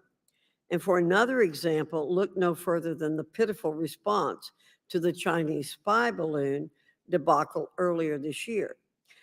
You may remember the mass confusion that ensued when the balloon was first spotted over Montana, 4 days after it first entered U.S. airspace over Alaska. The Biden administration's initial inability to address the object grew into a continuous series of embarrassments. After news of the balloon reached the mainstream media, we were assured that the balloon posed no threat to our security. However, after the balloon was allowed to transit the entire continental United States, fighter jets were scrambled off the coast of South Carolina to shoot it down. This flip-flopping and obfuscation caused needless confusion, fear, and panic across the country. It's my hope, Mr. Chairman, that this sort of confusion will not be repeated. We should investigate the extent to which elements of our government possess or do not possess information that is of critical value to the American people. We owe it to the citizens of this nation to make sure that our government is transparent and accountable. We must make sure that our government provides answers, and Congress must do its duty to solicit those answers. With that, Mr. Chairman, I yield back. Yeah, Mr. Frost. Thank you, Mr. Chairman. In 2022, NASA announced that it was commissioning an independent study team to examine UAPs. The NASA team is comprised of scientists across different fields, as well as former astronauts and pilots. In May, the independent study team held at its first public meeting, which included the perspectives from NASA senior leaders, as well as perspectives from the Department of Defense and intelligence agencies. The NASA study team is also expected to release its first report pretty soon, and I think it's safe to say that we all eagerly await its results. Mr. Graves, how might NASA's research influence the commercial industry regarding safety in UAP? I think NASA has a big role to play as far as commercial aviation safety, and it's one of their original charges as an organization. One of the recommendations that have been put forward is to utilize their existing aviation safety reporting system to serve as a short-term fill and trusted platform for pilots that want to report on UAP. It also has built-in analytics capability and is funded by Congress. Gotcha. And also, Mr. Graves, are there any other industries that may be influenced by the NASA research on UAPs? And if so, how so? Well, I think there is a large swath of commercial capabilities that could be brought to bear on this topic, from space-based or ground-based sensor systems that are available open source or through commercial marketplaces. And I think NASA's work, as they work to identify and highlight specific parameters that can be found, we can take that information and promulgate this to the public sector so that we can have a more open conversation about what we're seeing. You know, in 2020, the Department of Defense released several videos of UAPs, including Mr. Fravor's experience, U.S. Navy pilots that recorded footage. In 2021, the Office of the Director of National Intelligence released a preliminary report on UAP events. NASA Administrator Bill Nelson stated that NASA would begin to investigate these events. In fact, I sit on Science, Space, and Technology Committee, and when we were doing a hearing with the NASA Administrator Bill Nelson, I asked, you know, why NASA needed to be fully funded, and there were many great reasons, but one of them was actually had to do with UAPs. He actually mentioned, you know, is there life out there? I don't know. And so either way, these actions ultimately led NASA to assemble the independent study team that I mentioned earlier. Also in 2021, Harvard University stood up the Galileo project to research and examine the origins of UAP. So it seems like both, you know, from NASA and in the higher education community, because of the work that y'all have done and people standing up, you know, I think we're seeing some of that stigma slowly going away. Mr. Fravor, do you believe that military pilots feeling empowered to share their UAP experiences has directly impacted the scientific community's research goals on this topic? I would say yes. I would say that, you know, starting in 2017, when it actually came out, it took that stigma away. I mean, I've talked to multiple senators who said prior to that, if you'd have mentioned UAP, you'd have been laughed off the hill. And now we're sitting here today for a public testimony on what's actually going on. You know, I'm hoping that this curve will be more of an exponential and we'll get more and more transparent to the level that we can. Yeah, yeah, and yeah, I mean, it's important. I couldn't imagine, you know, I'm not a pilot, but I used to fly gliders in Civil Air Patrol. Huh? Yeah, I got, yeah. Pilot? I mean, you know. And so either way, I mean, I couldn't imagine, you know, being in the glider and seeing something, and then not feeling like I had the agency to talk about it. Mr. Graves, can you discuss the importance of seeking scientists to sit on your advisory board? Absolutely. I think ultimately this is going to be a scientific problem. And not only that, it's also an engineering problem. I've been working with the American Institute of Aeronautics and Astronautics to help them stand up a UAP integration committee to help integrate their engineering prowess into this problem. And so, yes, very much, I think this is an engineering and scientific problem as much as a national security problem. And how might Congress help to facilitate partnerships between the scientific community and the UAP focus groups within government? Well, I think one of the things they can do is to have these types of hearings to communicate to the public that this is a topic of interest. I think that there is a pseudo market, if you will, of interested capabilities and talent that want to approach this topic. And we're seeing that start to grow now. So I think continued conversation, reduction of stigma is going to allow that to flourish and allow answers to help generate themselves. 100%. Well, thank you all for being here and thank you for your work. I think it's important that we keep our top scientific minds focused on this issue and look for ways to increase collaboration. Thank you so much. I yield back. Mr. Comer. Thank you, Mr. Chairman. Let me say I want to thank you for having this hearing, and I want to thank Mr. Burchett, Ms. Luna for leading this hearing. And with that, I yield my 5 minutes to Mr. Burchett. Thank you, Mr. Chairman. I'm going to direct this, I believe, to Mr. Grusch, but if any of you all feel like you need to jump in, just jump right in. We're good. Has the U.S. government become aware of actual evidence of extraterrestrial, otherwise unexplained forms of intelligence? And if so, when do you think this first occurred? I like to use the term non-human. I don't like to denote origin. Keeps the aperture open, both scientifically. Right. Certainly, like I've discussed publicly previously, 1930s. Okay. Can you give me the names and titles of the people with direct firsthand knowledge and access to some of this crash retrieval, some of these crash retrieval programs, and maybe which facilities, military bases that the recovered material would be in? And I know a lot of Congress talked about we're going to go to Area 51 and, and there's nothing there anymore anyway. It's just, and we move like a glacier. And as soon as we announce it, I'm sure the moving vans would pull up, but please. I can't discuss that publicly, but I did provide that information both to the Intel committees and the Inspector General. And we could get that in the SCIF if we were allowed to get in a SCIF with you. Would that be probably what you would think? Sure, if you had the appropriate accesses, yeah. What special access programs cover this information, and how is it possible that they have evaded oversight for so long? I do know the names. Once again, I can't discuss that publicly and how they've evaded oversight. In a closed setting, I can tell you the specific tradecraft used. All right. When do you think those programs began, and who authorized them? I do know a lot of that information, but that's something I can't discuss publicly because of sensitivities. All right. If any of y'all want to jump in on any of this, you're more than welcome to. What level of security clearance is required to fully access these programs? Well, anybody who has... and I say that because myself, so some of that, I Representative think, Gates sir, and we'll Representative save for Luna closed were session. basically turned away at one point at Eglin. So please go right ahead. Certainly difference between member access and say somebody like me, but anybody who has a TSSCI clearance and meets the eligibility criteria, the access adjudicative authority should be able to grant you access. Mr. Burchett, if you'll yield. So just to put a fine point on that, there's nothing that you're aware of that's above special access program classification. It's a misnomer that there's anything actually above top secret. Executive Order 13526 delineates the classification levels. Right. But I draw a point on that because we can have access to those programs. And so the notion that we're not being given that access sort of defies our typical muscle memory here in Congress. Thank you, Mr. Burchett. I'll yield back to you. Thank you, Mr. Gates.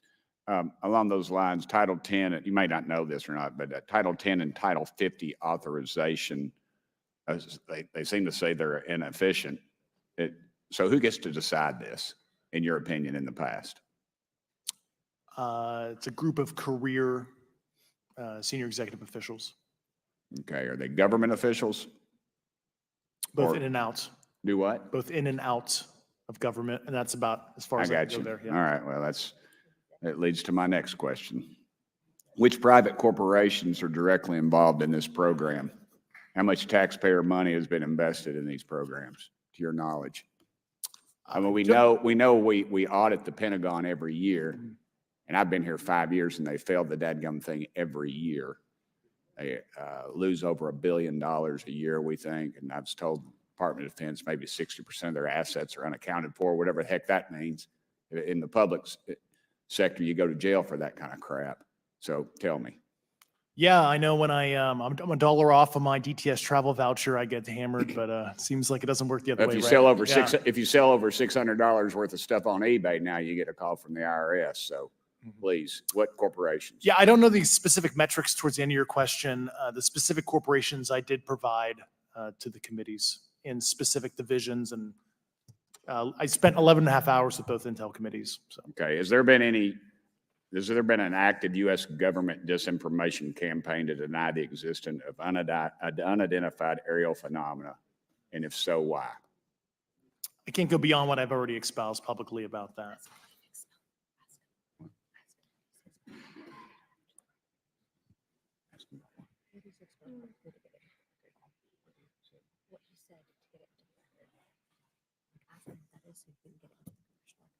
Okay, I've been told to ask you what that is and how to get it in the record.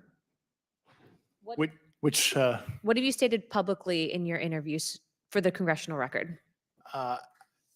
if you reference my News Nation interview and I talk about a multi-decade, campaign to disenfranchise public interest, Sorry, Mr. basically. Chairman, I've gone. Yeah. I apologize, Mr. Chairman. I yield back negative 21 seconds. Thank you. Ms. Ocasio-Cortez. Thank you, Mr. Chairman, and thank you to our witnesses for coming here today. I do concur with the ranking member as well as several other members here on this committee that this is a committee for whistleblowers and for the protection of whistleblowers as well. So we understand what you're putting on the table here and what you're putting on the line here, and we thank you for that. Mr. Grusch, you sat on the Unidentified Anomalous Phenomenon Task Force created in the 2020 NDAA, correct? Yes. There have been some things that have been mentioned here during this hearing that I wanted to pick up on. Mr. Graves, you mentioned specifically during the answers to one of your questions, you named Boeing contractors being engaged in an incident regarding this red cube about a football field wide. I was wondering if you could speak a little bit about the interaction, or Mr. Grusch, either of you, the interactions between defense contractor companies and any UAP related programs or activities. So I'll just say that the information about the contractor himself were provided by a witness, and I have no particular detail in Understood. that relationship. Mr. Grusch. The kind of general unclass wave tops, certainly the contractors, are the metal benders, so to speak. They're the ones actually doing specific performance on government contracts. Are they required to issue any disclosure regarding UAP sightings, or do they engage in any reporting around this? In terms of the contractors, Yes. not that I'm aware of. They do not. Okay. Now, when it comes to notification that you had mentioned about IRAD programs, we have seen defense contractors abuse their contracts before through this committee. I have seen it personally, and I have also seen the notification requirements to Congress abused. I am wondering, one of the loopholes that we see in the law is that there is, at least from my vantage point, is that depending on what we're seeing, is that there are no actual definitions or requirements for notification. What methods of notification did you observe? Like when they say they notified Congress, how did they do that? Do you have insight into that? For certain IRAD activities, I can only think of ones conventional in nature. Sometimes they flow through certain, I'll just say SAP programs that have cognizant authority over the Air Force or something. And those are congressionally reported compartments, but IRAD is literally internal to the contractor. So as long as it's money, either profits, private investment, et cetera, they can do whatever they want. To put a finer point on it, when there is a requirement for any agency or company to notify, or any agency to notify Congress, do they contact the chairman of a committee? Do they get them on the phone specifically? Is this through an email to hypothetically a dead email box? A lot of it comes through what they call the PPR, Periodic Program Review Process. If it's a SAP or Controlled Access Program Equity, and then those go to the specific committees, whether it be the SAS, CASC, HISI. Thank you. I apologize. I just, my time is limited. Mr. Graves, one of your main concerns is that the FAA currently does not have an official process to receive reports of UAP from pilots or others, correct? Correct. And in your experience, what data should the Aero program prioritize for potential collection? We have, location, date, time, but are there other specific characteristics that should be included in these reports? Certainly. I think that there's two categories that would be important. One would be kinematics and understanding the specifics of how the vehicle or objects are moving. And the second would be a more zoomed out approach of being able to look at origin and destination before the incident, as well as getting a better contextual understanding of how these objects are interacting with each other. Thank you. Now, because I only have a minute left, I apologize, we only have 5 minutes today, but for the record, if you were me, where would you look? Titles, programs, departments, regions, if you could just name anything. And I put that as an open question to the three of you. I'd be happy to give you that in a closed environment. I can tell you specifically. Thank you. Commander Fravor? And I would say, and I've told people that you have to know where to look. They're not going to divulge it to you because of the classification levels. But if you know where to look and who to talk to, which is exactly what Mr. Grusch can point you, then you have them. Okay. Mr. Graves? I was an operator, so I was depending on folks like Mr. Grusch to do that homework. Okay. Thank you very much. I yield back to the chair. Mr. Biggs? Thanks, Mr. Chairman. I thank the witnesses for being here today. I'm over here. Thank you so much for being here. I want to get into specifics here, and a reason I'm going to go this way is because you've talked a bit about what I would call misdirection by official U.S. government with regard to UAPs, right?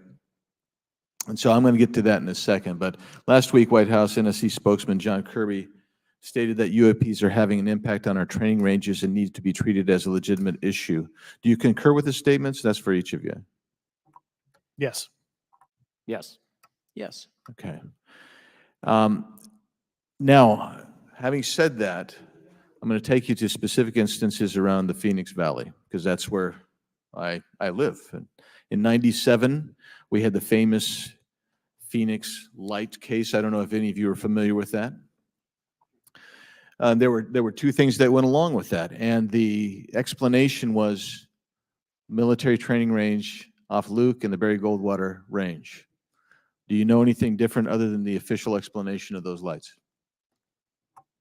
Only what's in the public vernacular about it. That was outside the scope of my duties. And if we wanted to, just my question along with my colleague from New York, Ms. Ocasio-Cortez, if we wanted to find out more about that, where would we go to find the files, and who would we address? And are you going to tell me we need to go to a SCIF so you can tell us in a SCIF?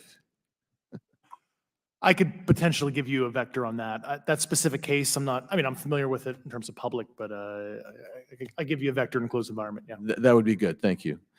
So if it's true that UAPs are having an impact on training ranges, and this administration considers it to be a legitimate issue, what steps can Congress take to address training range impacts? And I say that having two very large training ranges in my state.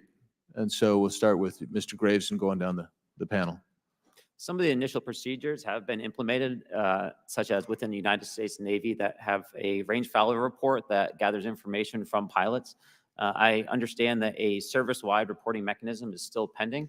However, that would be a great next step, not only for gathering information, but for showing the troops that it is an acceptable topic and reducing the stigma. Okay, please, all of you continue.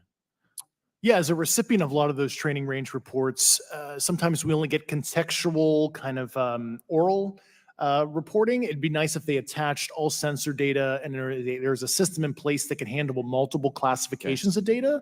And that's an issue with the F-35, right? That jet was never built to be an ISR platform.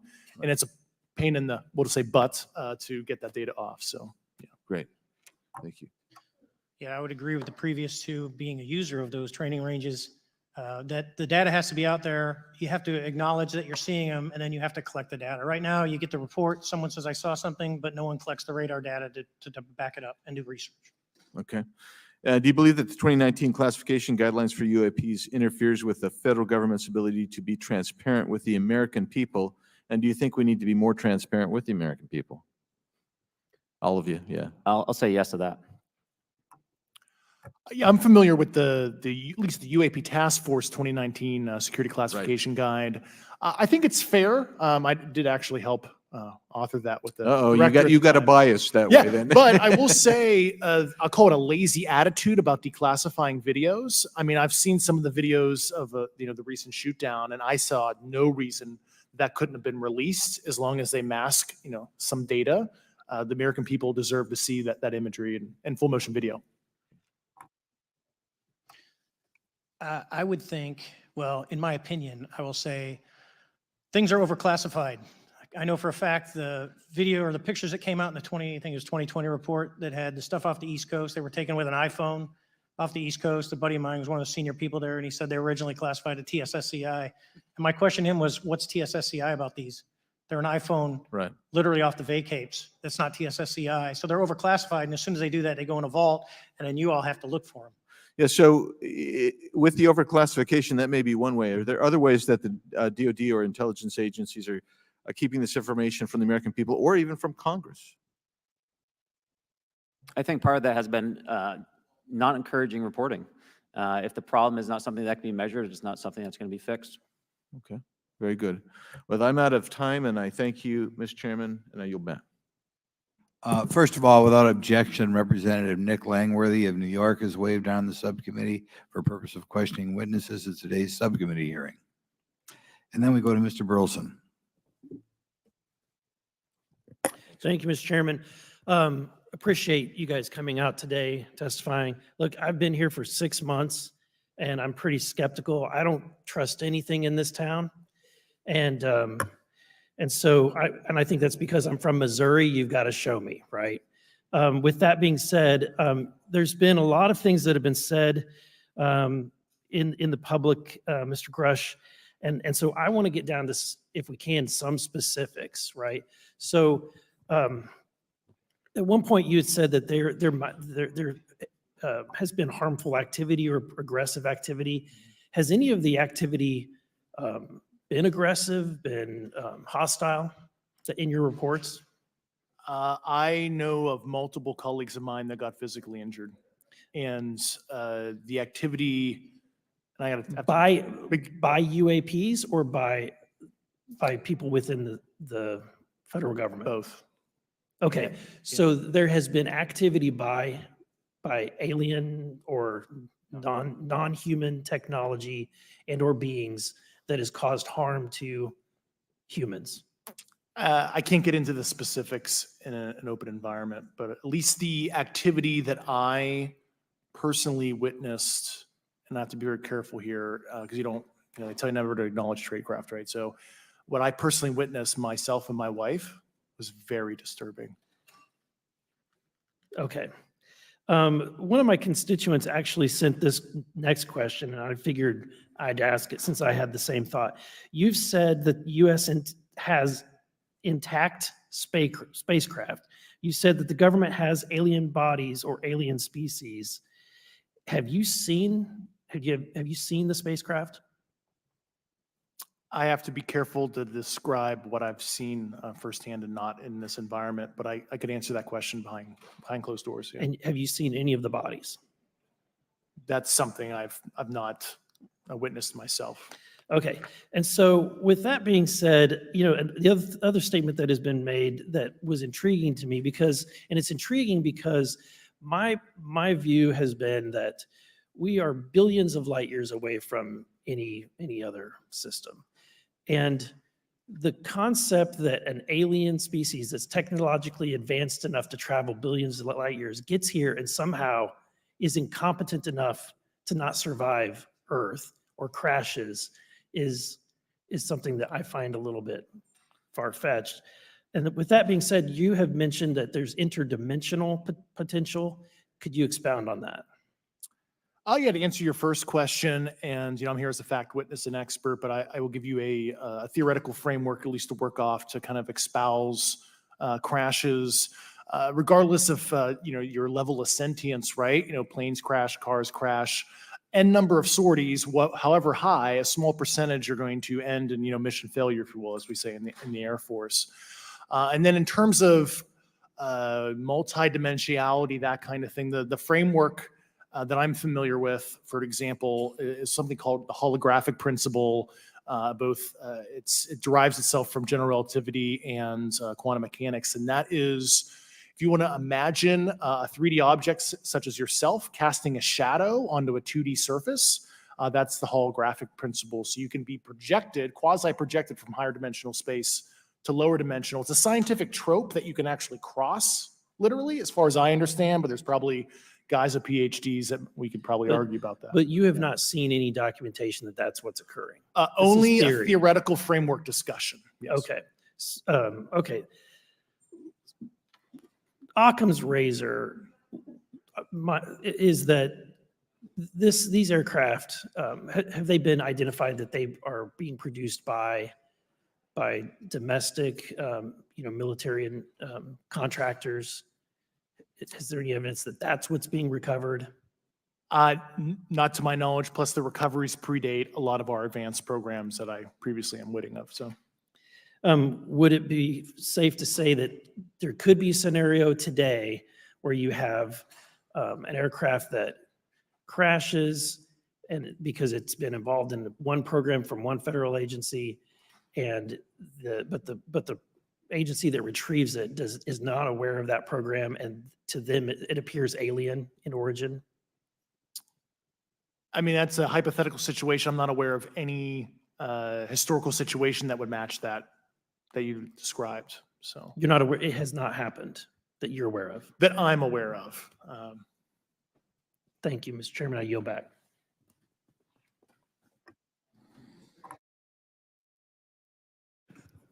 Several months ago, my office received a protected disclosure from Eglin Air Force Base indicating that there was a UAP incident that required my attention. I sought a briefing regarding that episode and brought with me Congressman Burchett and Congresswoman Luna. We asked to see any of the evidence that had been taken by flight crew in this endeavor and to observe any radar signature as well as to meet with the flight crew. We were not afforded access to all of the flight crew. And initially, we were not afforded access to images and to radar. Thereafter, we had a bit of a discussion about how authorities flow in the United States of America, and we did see the image. And we did meet with one member of the flight crew who took the image.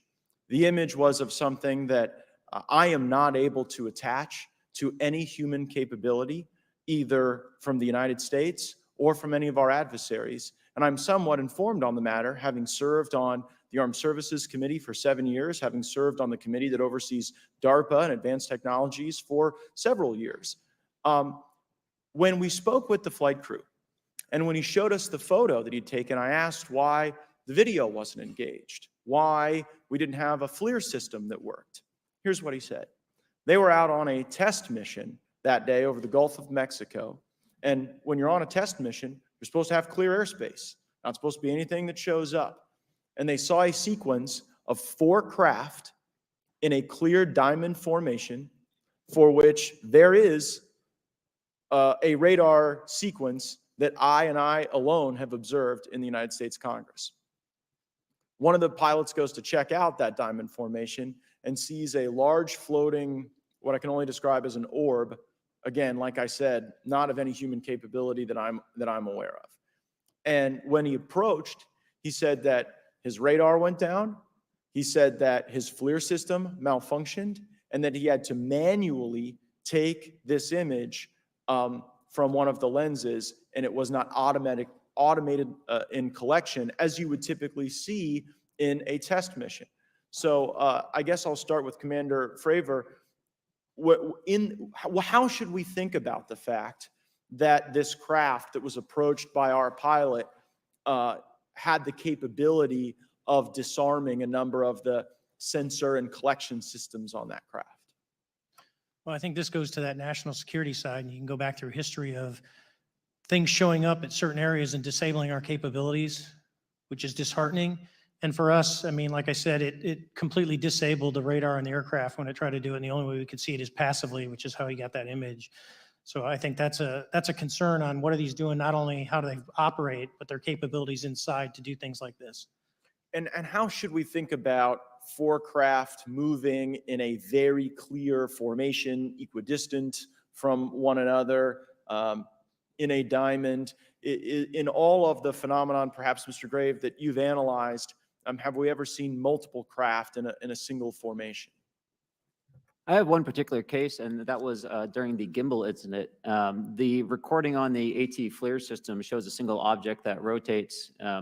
You hear the pilots refer to a fleet of objects that is not visible on the FLIR system. And that was something that I witnessed during the debrief as part of the radar data on the situational awareness page. I would like to add, however, Congressman, there's a small bit of anger, I would say. I would feel that those pilots are still facing that difficulty in reporting this topic, and they don't have the tools to be able to mitigate this issue. It just goes to show how serious this is and why this is such an important issue for our pilots and for our nation. It was stated explicitly to me by these test pilots that if you have a UAP experience, the best thing you can do for your career is forget it and not tell anyone. Because any type of reporting, either above the surface or below the surface, does have a perceived consequence to these people, and that is a culture we must change if we want to get to the truth.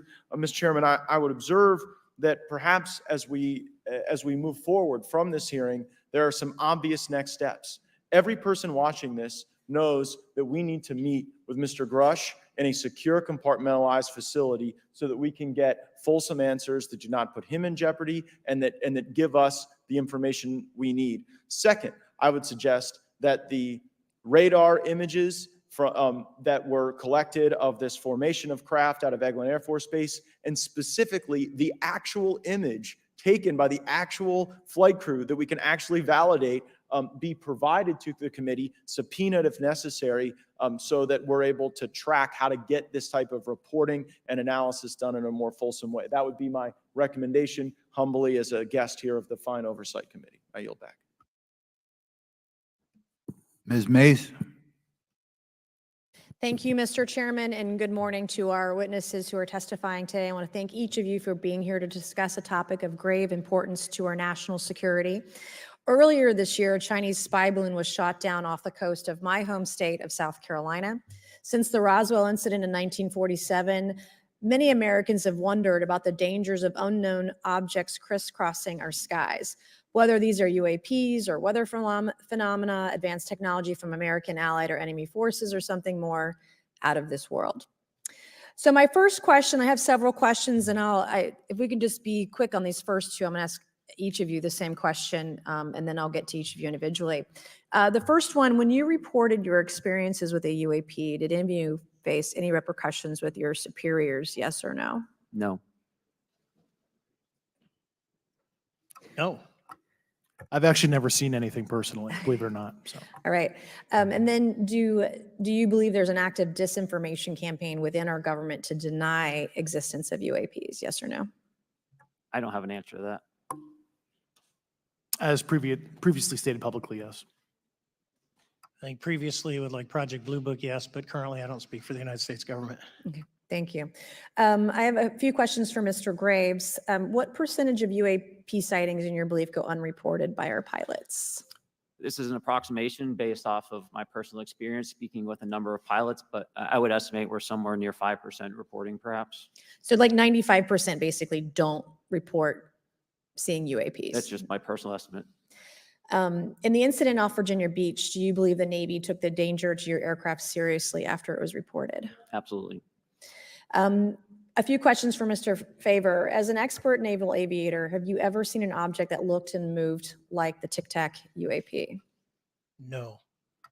Did the Tic Tac UAP move in such a way that defied the laws of physics? The way we understand them, yes.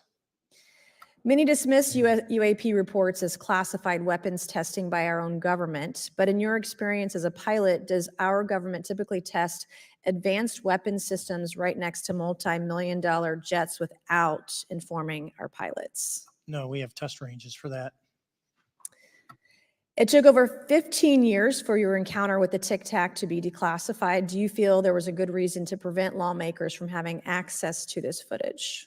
No, I just think it was ignored when it happened and it just sat somewhere in a file, never got reported.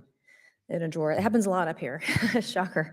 Mr. Grusch, a couple of questions for you too, sir, this morning. What percentage of UAPs do you feel are adequately investigated by the U.S. government of the 5% that are reported? I can only speak for my personal leadership over at NGA. I tried to look at every report that came through that I could triage. So, do you believe that officials at the highest levels of our national security apparatus have unlawfully withheld information from Congress and subverted our oversight authority? there are certain elected leaders that had more information that I'm not sure what they've shared with certain Gang of Eight members or et cetera, but certainly I would not be surprised. Okay. You've stated that the government is in possession of potentially non-human spacecraft. Based on your experience and extensive conversations with experts, do you believe our government has made contact with intelligent extraterrestrials? Something I can't discuss in public setting. Okay, and I can't ask when you think this occurred.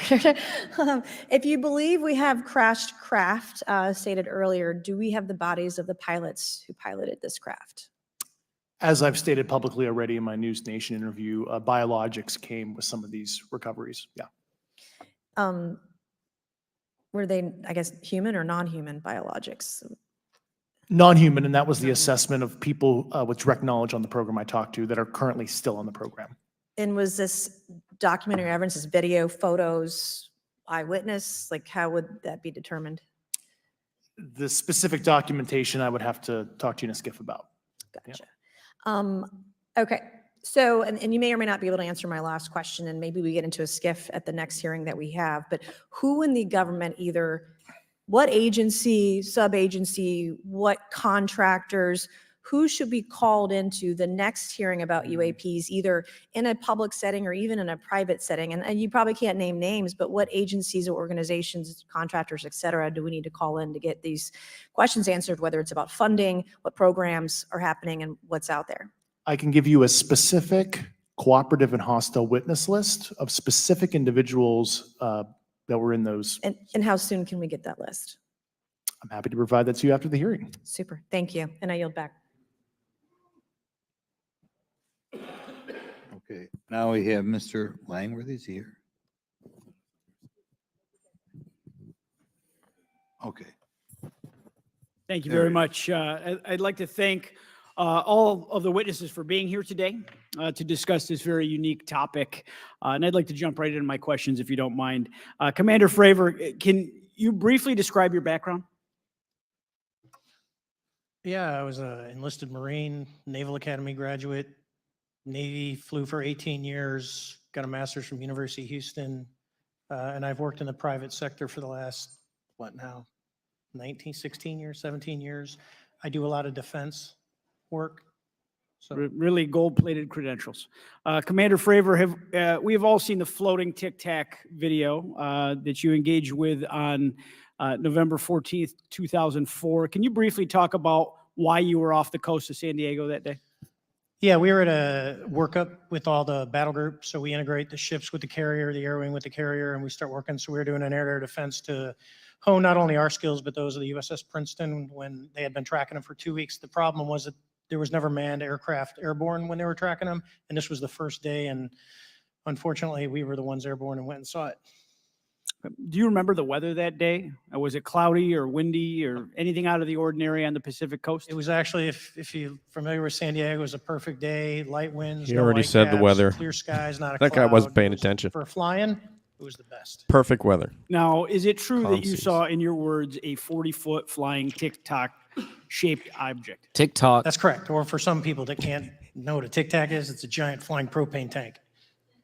Fair enough. Did this object come up on radar or interfere with your radar or the USS Princeton? The Princeton tracked it, the Nimitz tracked it, the E-2 tracked it. We never saw it on our radars. Our fire control radars never picked it up. The other airplane that took the video did get it on a radar. As soon as it tried to lock it, it jammed the radar, spit the lock, and he rapidly switched over to the targeting pod, which you can do in the F-18. From what you saw that day and what you've seen on video, did you see any source of propulsion from the flying object, including on any potential thermal scans from your aircraft? No, there's none. There's no IR plume coming out. And Chad, who took the video, went through all the EO, which is black and white TV, and the IR modes, and there's no visible signs of propulsion. It's just sitting in space at 20,000 feet. In your career, have you ever seen a propulsion system that creates no thermal exhaust? No. Can you describe how the aircraft maneuvered? Abruptly, very determinate. It knew exactly what it was doing. It was aware of our presence, and it had acceleration rates. I mean, it went from 0 to matching our speed in no time at all. Now, if the fastest plane on Earth was trying to do these maneuvers that you saw, would it be capable of doing that? No, not even close. Asked and answered. And just to confirm, this object had no wings, correct? No wings. Now, Asked was and the answered. aircraft that you were flying, was it armed? No, never felt threatened at all. If the aircraft was armed, do you believe that your aircraft or any aircraft in possession of the United States could have shot the Tic Tac down? I'd say no. Just on the performance, it would have just left in a split second. It looks like that we have a problem here that needs further investigation. Yes. In your belief, is this flying Tic Tac, I mean, is it capable of being the product of any other nation on the earth? No, I said, like I said earlier, I think it defies current material science and the ability to develop that much propulsion. And I know there's been some physicists of them calculations, which is beyond anything that we have. Well, either the United States has an adversary here in this world that we don't know, or we really have some serious investigations to do. I really appreciate you being here. Is there anything else about the November 14th, 2004 incident that you think is important for this committee to know that you haven't been asked here today? No, it's been said it's probably the most credible UFO sighting in history based on all the sensors that were tracking it, and then for us to get visual and to go against the naysayers that it's something on the screen or whatever. I mean, there's 4 sets of human eyeballs. We're all very credible. Of the 6 of us that were involved in the thing, including the video, every one of us is going to do 20 plus years in the military in very responsible positions. So I'd say the world needs to know that. It's not a joke. Thank you very much for your testimony here today for all of you, and I yield back, Mr. Chairman. Mr. Ogles. Thank you, Mr. Chairman, and thank you all for being here and the courage it took to come forward and again, the sacrifice that each of you have made. I serve on the National Security Subcommittee for the Financial Services Committee, so I really want to stay in the national security lane, if I may. So when we think about traditional adversaries and both us towards them and them towards us, we probe their capabilities. We look for weaknesses, and we collect that data, that reconnaissance for in the event we need it in the future. For each of you, yes or no question, based off of your own experience or the data that you've been privy to, is there any indication that these UAPs could be essentially collecting reconnaissance information? Mr. Graves? Yes. Mr. Grusch? Fair assessment, yeah. Mr. Fravor? Very possible.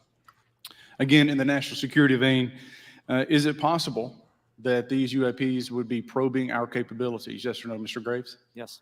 Grusch? Yes. Fravor? Definitely.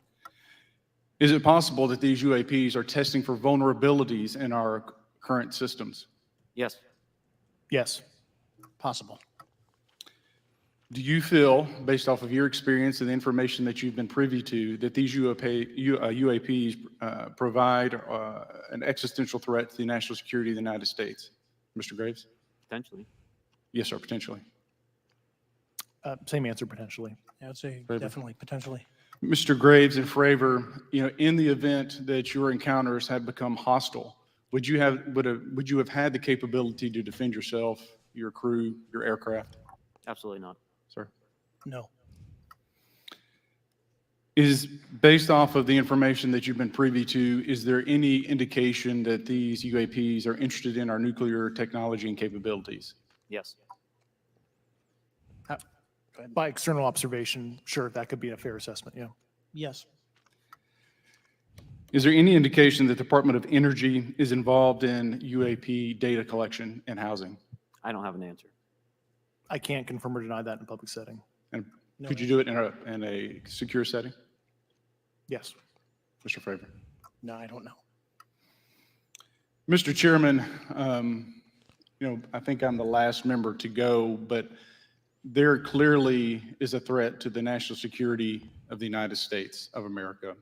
As members of Congress, we have a responsibility to maintain oversight and be aware of these activities so that, if appropriate, we take action.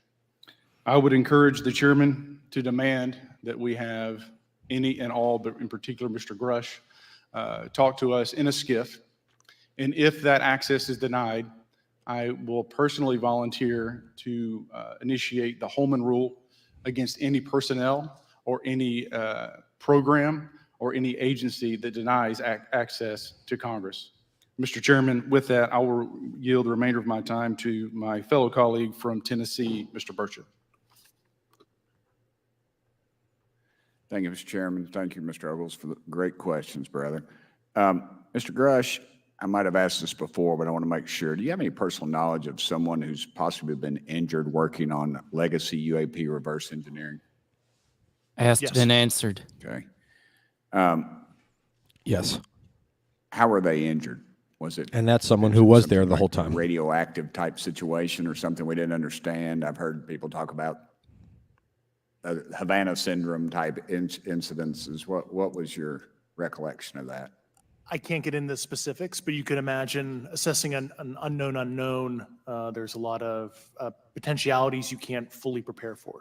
How do you think we ought to handle UAP whistleblower complaints like yours in the future? Yeah, there was some issue with mine. So, PPD 19 process, it goes to the Intel committees, either through PPD 19 or ICD 120.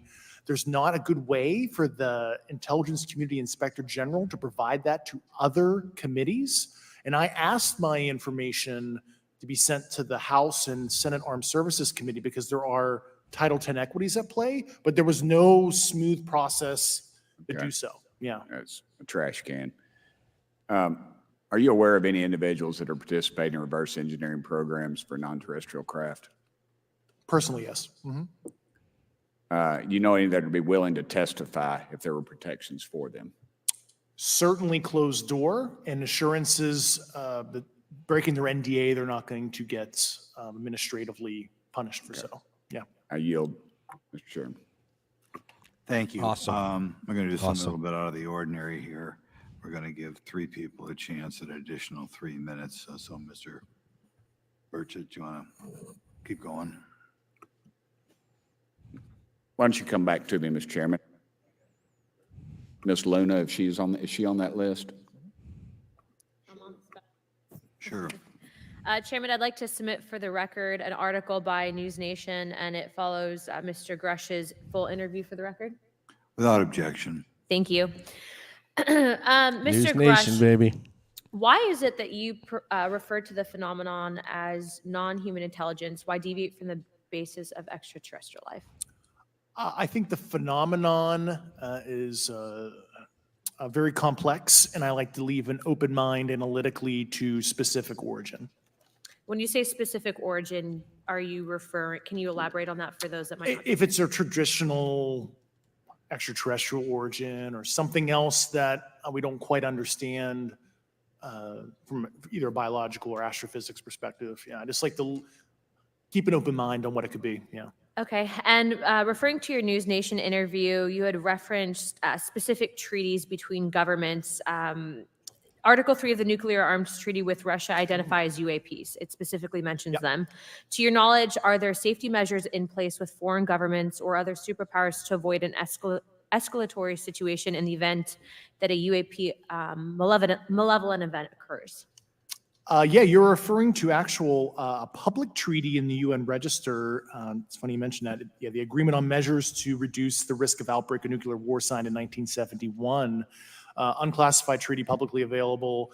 And if you cite the George Washington University National Security Archives, you will find the declassified in 2013 specific provisions in the specific red line flash message traffic with the specific codes pursuant to Article 3 and Article, also Situation 2, which is in the previously classified NSA archive.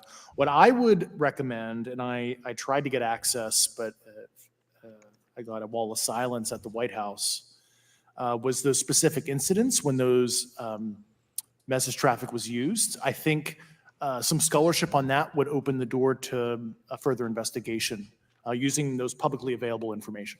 Thank you. And then my last question with 51 seconds remaining. You mentioned white collar crimes potentially being taking place in regards to a cover up. Can you please elaborate?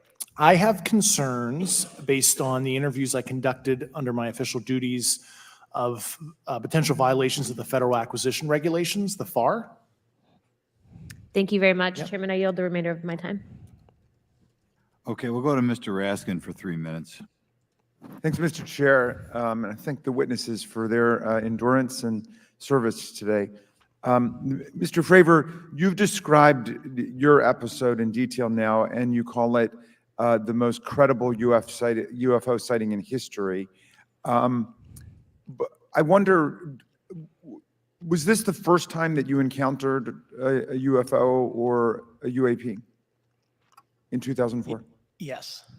And what was your general attitude or perspective on the UFO discussion before that happened? I never felt that we were alone with all the planets out there, but I wasn't a UFO person. I wasn't watching History Channel and MUFON and all that. And have you had experiences or encounters since that happened? No. And so have you formed any general conclusions about what you think you experienced then? Yes, I think what we experienced was, like I said, well beyond the material science and the capabilities that we had at the time, that we have currently, or that we're going to have in the next 10 to 20 years. Very good. Mr. Grusch, you've been able to answer in great detail on certain questions, and then other things you say you're not able to respond to. Can you just explain where you're drawing the line? What's the basis for that? Yeah, based on my DOPSR security review and what they've determined that is unclassified. I see. So you're answering any questions that just call upon your knowledge of unclassified questions, but anything that relates to classified matters you're not commenting on in this context. In an open session, but happy to participate in a closed session at the right level. Yeah. Okay. And So some of that, I Mr. think, Graves, so you've we'll said that save for there are closed session. dozens of fellow pilots, military pilots. Are there also commercial pilots who've encountered the same kind of sightings that you described before? They are similar. Commercial pilots have less range and less sensors to be able to reach out and look for objects over wide swaths of airspace. And so pilots are seeing them, commercial pilots are seeing them, and they're typically closer, and the range of what they're seeing is pretty large. What is the most vivid, concrete sighting with the naked eye of the objects that you described before, the cube-like objects? Certainly. I think the most vivid sighting of that would have been near midair that we had at the entrance to our working area. One of these objects was completely stationary at the exact entrance to our working areas, not only geographically, but also at altitude. So it was right where all the jets are going, essentially on the eastern seaboard. The two aircraft flew within about 50 feet of the object, and that was a very close visual sighting. And you were in one of the aircraft? I was not. I was there when the pilot landed. He canceled the mission after, and I was there. He was in the ready room with all his gear on, with his mouth open. And I asked him what the problem was, and he said he almost hit one of those darn things. He said he was 50 feet away from it? Yes, sir. And his description of the object was consistent with the description you gave us before? A dark gray or a black cube inside of a clear sphere. Inside of a clear sphere? Yes. And with no self-evident propulsion system? No wings, no IR energy coming off of the vehicle, nothing tethering it to the ground. And that was primarily what we were experiencing out there. I'm over time. Thank you very much for your service, and I yield back to Mr. Chairman. Very good. Mr. Burchett? Thank you, Mr. Chairman. This is for all three of y'all, starting with Mr. Graves. Why did you come forward on this issue? I came forward because I felt that my colleagues did not have a way to mitigate this safety threat, and I wanted to help them. I was trained as an aviation safety officer by the Navy, and this seemed, it just felt right. I felt like I had to help the folks that were still flying and dealing with this.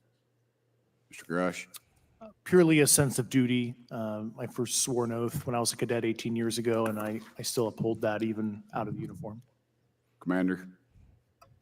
I was pestered by a friend, and I asked why, and he said, "You're the one person that they can't discredit, and you'll add credibility to the New York Times article." And so after about 6 times, I said, "Okay." Yeah. This town isn't made, unfortunately, by people like y'all.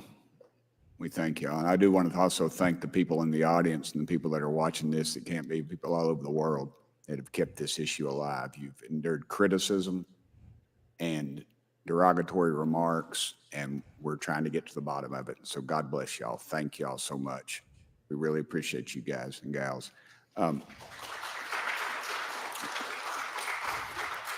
That's why we need term limits. Y'all keep clapping, us politicians just keep talking. So let me ask y'all, how can the public contribute to UAP reporting? And what avenues you think are available to the public to report these sightings?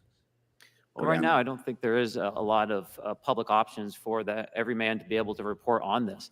I think even for professionals that have sensor data that are seeing these on a regular basis, they're still hesitant to come forward.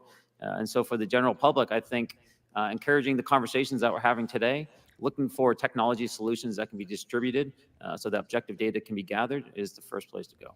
Mr. Grusch? I'll just touch on the whistleblower side of it. I do encourage, current and former military, intelligence community, and industry contractors to come forward in a legal way, either through the IC or DoD or whatever the cognizant IGs are, to lead, join me in this discussion. Commander, and I guess I should say this for the record. My daddy was United States Marine Corps, 1st Marine Division. So, Hoorah. Yes, sir. He was old school. Him and Chesty Puller on Peleliu. So thank you, wow. brother. Wow. Yes, sir.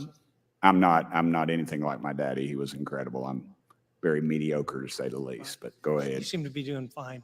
Yeah. For me, I was an accident investigator, so the biggest thing you learn, and I think that witnesses need to do is, one, don't try and make the fish bigger than it was.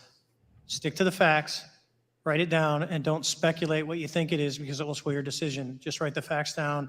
We can get all the facts together and we can start to investigate and get a real honest story instead of it was this big.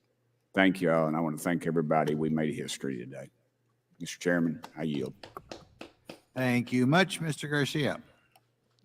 Thank you. I know now we're going to be making some closing remarks, and so I just want to just say a few things. First, to our witnesses, I want to thank all of you for being here with us today. I know that it takes a lot of courage. You're telling really important information to this committee, and I just want to thank you also for all three of you, your service to our country.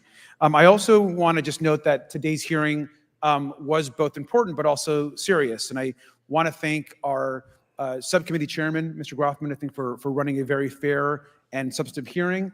I do want to thank the committee staff on both sides for the amount of work that it took to put this hearing in place, and certainly to all the members that have been involved in this issue prior to the hearing. I also want to note for our witnesses and for the public that I'm a freshman member of Congress and I've only been here for 7 months, but this is by far the most bipartisan conversation and discussion that I have seen happen in the Congress. And I think that a topic of this significance as it relates to our national security, as it relates to information that we're trying to gather for the American public, does bring people together, and I think that's been really great to see.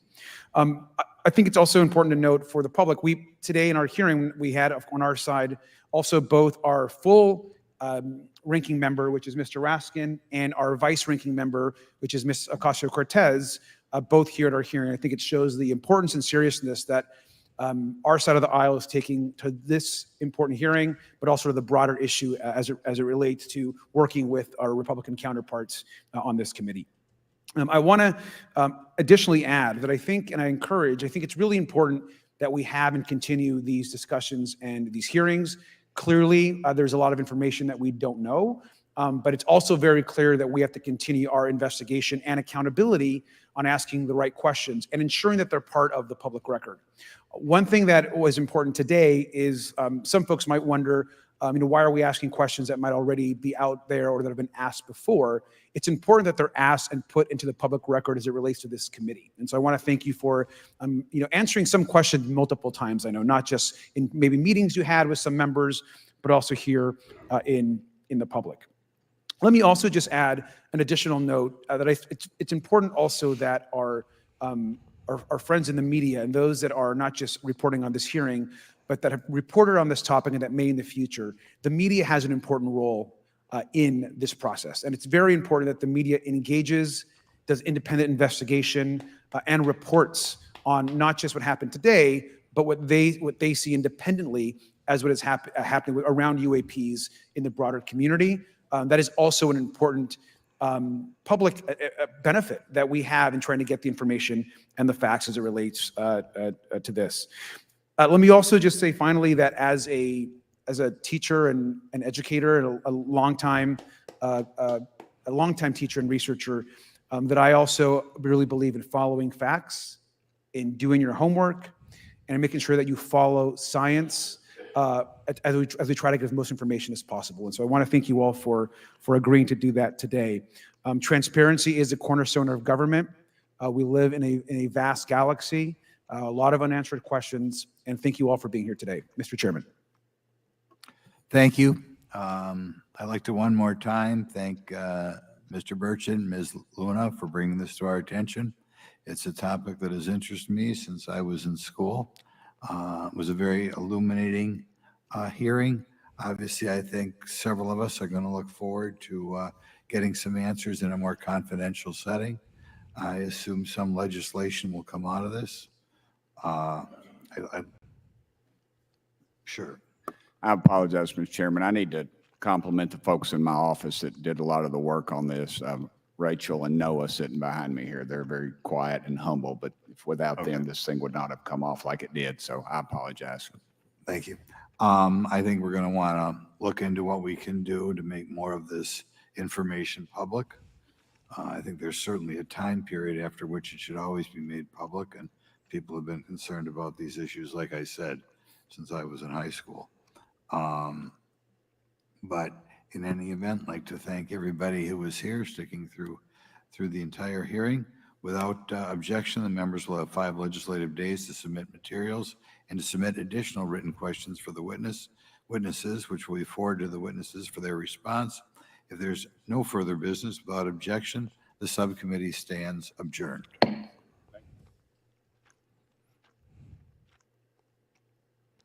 Wow. And there we go. Yes, sir. So, hit me with it, Doctor. Wow. Well, I'll just say this. It was a long hearing. We definitely should reconvene at some point for a more in-depth review of this. But, man, I did take a lot of notes. But I wanted your help with something, DJ, real quick. Sir. A few things here that I don't think is public knowledge. Gang of 8, SCIF. Let's start with those. Okay, Gang of 8 is like the Senate has an Intel committee, the House Intel committee. So there's these committees and subcommittees that have to do with Intel, that have people who have TSSCI clearances. The SCIF is a facility that looks like a bank vault. I'd have to Google it to remember it. I've worked in 2 SCIFs, and I still don't remember what the acronym means. But essentially, you have to have... Sorry, I believe at least a TS clearance to get into one. It looks like a bank vault. It has like one of those combination things on it, and it can be sanitized, I think, down to the secret level if everything's closed. But yes, basically that's what it is, and that's where people will have computers where that computer can go above SIPR up to like the JWICS, TSSCI level, and those networks that have that information. SIPR is Secret Internet Protocol network, and then inside a SCIF you could have higher level than that to top secret. Gotcha. And I tell you one thing that I noted here, several times it came up about how their systems were shut down.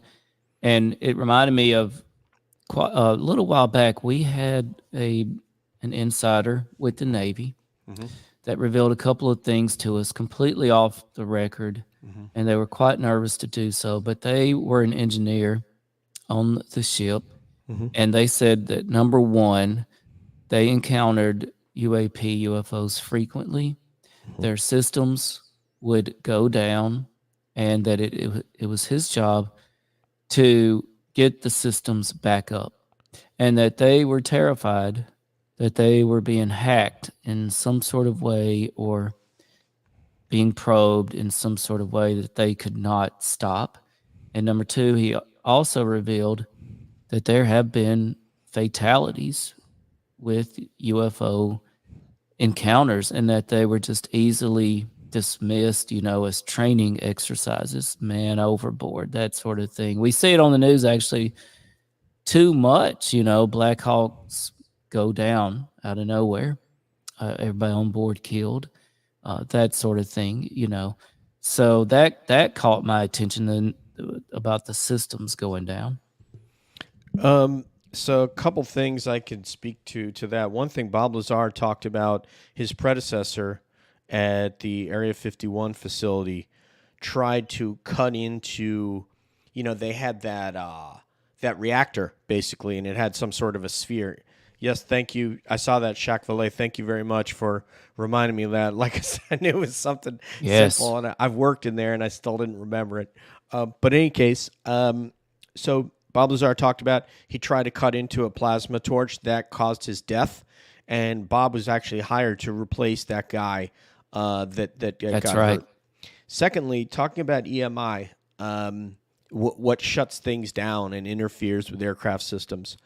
I was a flight engineer on MC-130s, Combat Talons, C-130s, the generic one, then MC-130s, and then AC-130 gunships. And from the very early days, when I started this, which was the year I went through school in 99, 2000, they had an EMI mitigation procedure. And I didn't know what that was for, but basically, hi, that's okay, Julie. This was something that was done by our new friends at All Things Unexplained, and I was an invitee, but thank you, Julie. I appreciate your love. In any case, so the EMI procedure was meant to, if we experienced EMI and the aircraft started to lose power and we lost control of engine propulsion, it would be to shut off a sequence of events to shut off certain electronic things inside the aircraft that controlled the engines. And that would put you in the most mechanical configuration to keep the aircraft flying. Even if you lost navigation, you lost all the avionics, at least, okay, I'm still flying. Maybe I have a whiskey compass and an ADI, and I can see that I'm straight and level, and I have a compass. So yes, EMI, well, like what they described that happened over at Eglin, a real thing, and could have, like you said, taken down aircraft that just, it was never reported. Like you said, it was reported as a training accident, but it may have been the result of EMI. Right, and I'm joined here by DJ from Calling All Beings. Thank you so much for joining me for this historic event today, the UFO hearing in front of the House Oversight Committee. Listener Shaq Valet clarified that SCIF is sensitive, compartmentalized information facility, and that's actually one thing I want to do after this online is post some definitions of some of these things that came up, like SCIF continue to come up, right? But there was no clarification of what that meant. And man, I've got so many notes here, DJ. Don't let me keep you past what you need to go. But the one specific thing they asked Grusch one time, what was the earliest UFOs or non-human entities that we came in possession of or that he knows of. Mhm. And he mentioned 1930s. Yep. This is a reference, although it wasn't said for whatever reason. This is a reference to the 1933 Magenta, Italy UFO situation that apparently Mussolini was involved in, and that we, for whatever reason, took possession of that craft. And I guess, you can't separate the Vatican from this too. And we took possession of this in the 40s for whatever reason. But I thought that was really interesting that this came up 1930s, because at first I wasn't quite sure what they were talking about there. Yeah, it was housed. They had it in some sort of a warehouse, and obviously until after the war was over, it wasn't given to us by Mussolini. It was captured I should say recovered by the Mussolini regime, and it was housed somewhere. And then, as you said, in some negotiation after the war was over, during Reconstruction, etc., it was agreed that upon it would go to the United States. We had liberated Europe to a degree, along with the Brits. So yeah, I don't know how that happened, but yeah, it's very interesting. I tell you something else that really set my radar off. This talking about the nuclear treaties that I believe first came up in the 70s, and that apparently were highly classified, but yet brought up some sort of examples of hostile UFO encounters. Part of this was declassified. I had never heard of any mentioning of such nuclear treaties and UFO incidents. And a big theme that we've run into is, mutually assured destruction, simultaneous atomic destruction. We know about this affinity between nuclear and UAPs. I mean, what did you make of that? Have you got any insight into these nuclear treaties? So yeah, if I understand it correctly, and I just want to put that out there, it's basically as a result of what happened with your friend and my fellow Air Force brother Robert Salas, and then an incident that reportedly happened in Russia. And I believe what David is talking about, that he said is in the open source, in the archives, I think he said it was George Washington University archives, is that there was a mode of communication to communicate with the Russians and for them to communicate with us if there was a false launch. There was because they had a false launch that, thank God, the Russians during the Cold War there interrupted mechanically, so that launch sequence could not come to fruition and launch on us.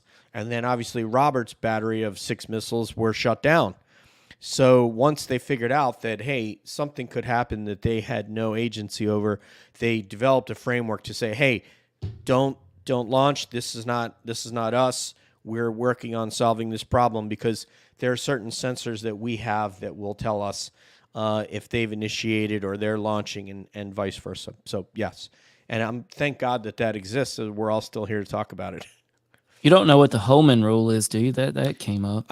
I looked that up, and it's not what the way that he characterized it was like that they could compel somebody with this one specific rule that was beyond what it is. The Holman rule, what I looked up, appears to be financial in nature. You guys heard rumors about that. I believe Representative Gallagher raised that a few weeks ago. That's what it looks like to me.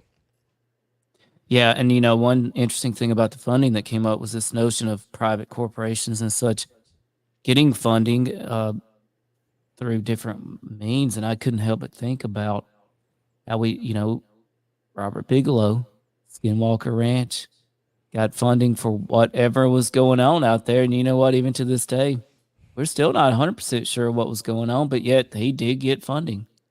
Well, first of all, thank you, Simon, for saying that in the chat. I appreciate that. I'm sure you're a fan of all things Unexplained and on their stream, and thank you for joining us.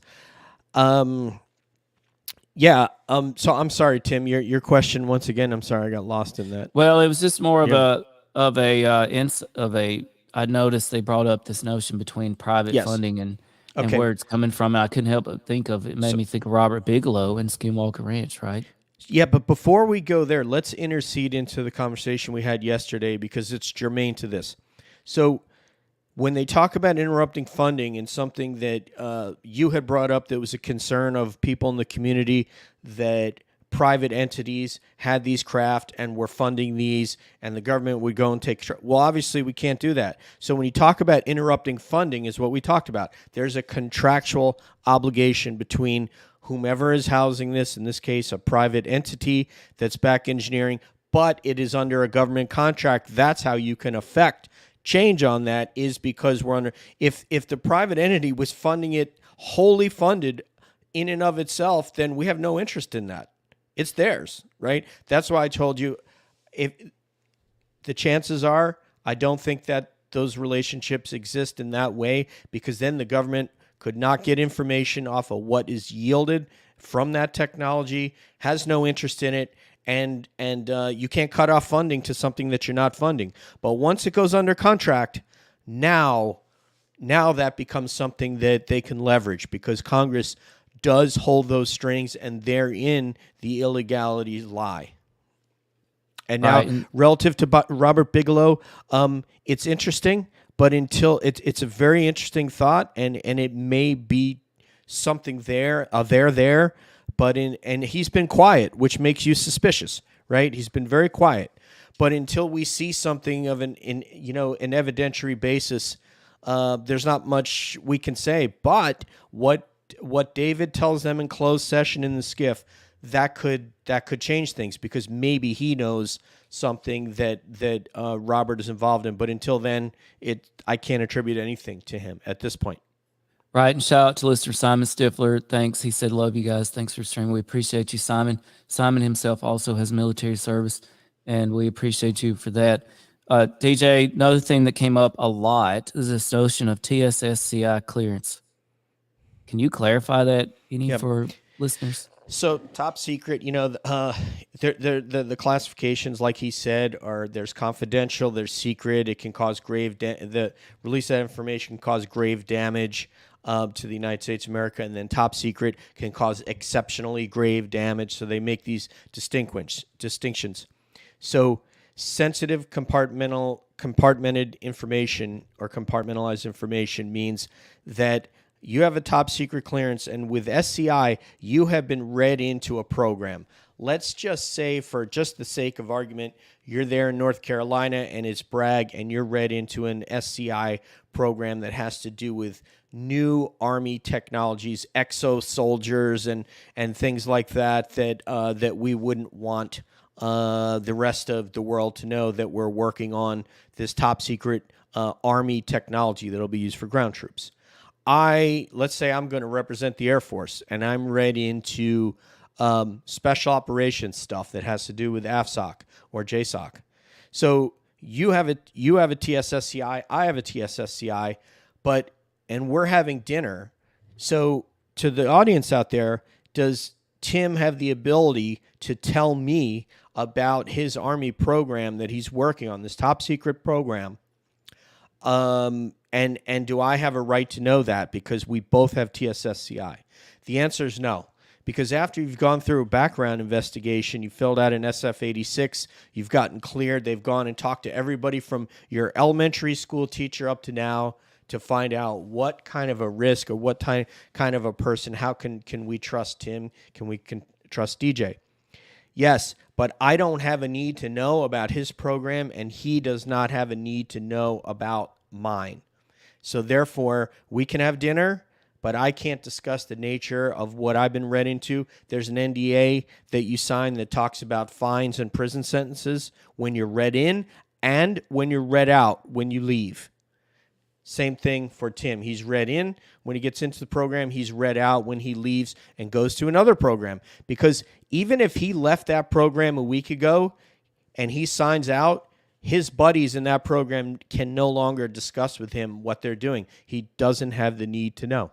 So that's how it works, and it can get to the granular level. If you listen to what Bob Lazar said, he said that even when he was working on craft, Tim and I spoke about this yesterday, so it's a regurgitation, that if someone were working on comm nav and someone were working on propulsion, you could be in the lunchroom, but you couldn't you couldn't tell them what you had actualized relative to and what you were working on with propulsion. They couldn't tell you what they were working on. That was an excellent analysis, DJ, of TSSCI clearance. I want to say real quick, if you want to read a book for free or listen to a book for free right now on Audible, now's your chance. audibletrial.com/UFO book.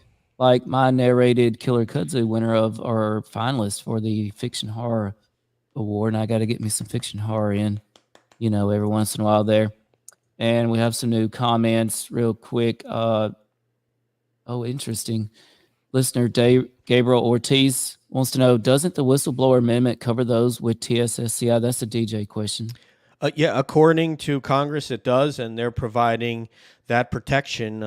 They've set some limits on when you need to come forward. I think it was 180 days, and I think for individuals, it was like 60 days, and then for private entities, it was 180 days. I'm not sure. You'd have to read up on what I think Representative Gallagher put something out about that. But yes, they're essentially providing protection, which is what they asked David. Do you know individuals who are read into these programs that would come forward and talk to us? And he said, in a closed session, yes. Great. And DJ, I have one more thing for you to close with. But before we do that, can you tell everybody how they can check out the fantastic things that you've got going on with Calling All Beings? Well, thank you very much for the platform. You guys have a celebrated and very popular show, and you guys get some amazing guests on. But yeah, we are at Calling Beings on Twitter. And if you search for us on YouTube or any of the podcast platforms, we are Calling All Beings. I am call_all_beings if you want to reach me personally.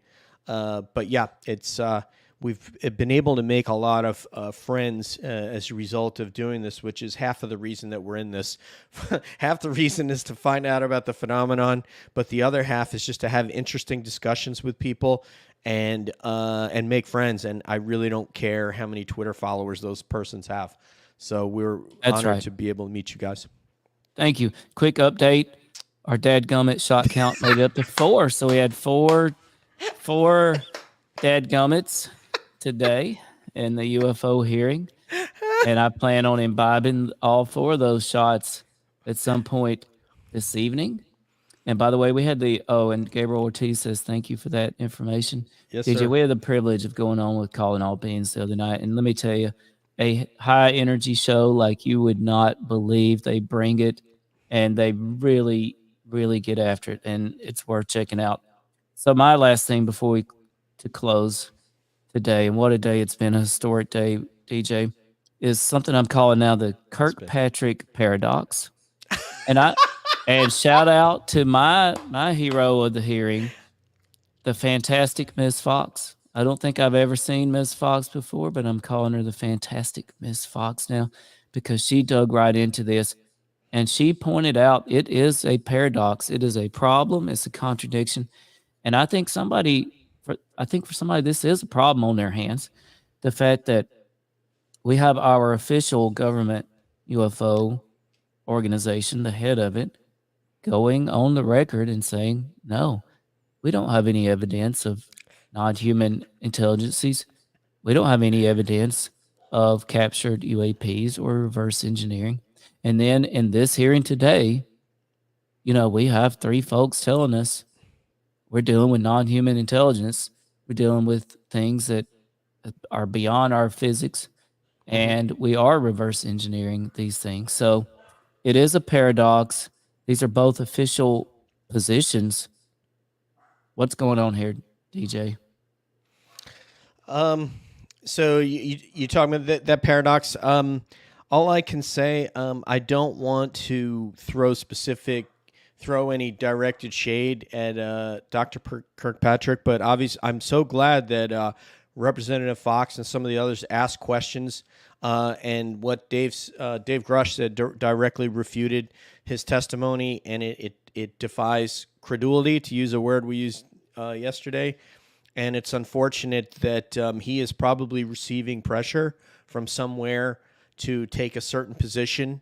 And it's kind of like if someone were to want to ask you about an aspect of your life, your previous life, that you didn't want to discuss, and you were being forced to discuss it, almost like having to go into like a divorce court proceeding and having to relive something, something that you were embarrassed about, that would paint you in a bad light. That's kind of like, it seems like what's going on now, and he's probably being compelled and told, that this is what we want you to say, and or it's his personal beliefs, and he's willing to put himself out there, but it defies what David said, and unfortunately for him, he's going to be able to bring in people that will support his testimony, and then Dr. Kirkpatrick will have to move from that position. However, since it's not a legal proceeding, he can't perjure himself in this setting. Right. Well, I actually spoke to some legal experts and got some opinion on this. And one of the problems is, like today, even though the witnesses are under oath and technically it's illegal for them to lie, it is incredibly difficult to prove a lie in any of these situations, and basically unheard of to prosecute it with any effectiveness. And matter of fact, the legal experts I spoke to literally couldn't come up with an example of a prosecution. Watergate. Okay, there you go. Yep. And that's been quite a while back, right? G. Gordon Liddy. Yep. So it's quite interesting. And DJ, do you have what's your final synopsis on today's historic hearing?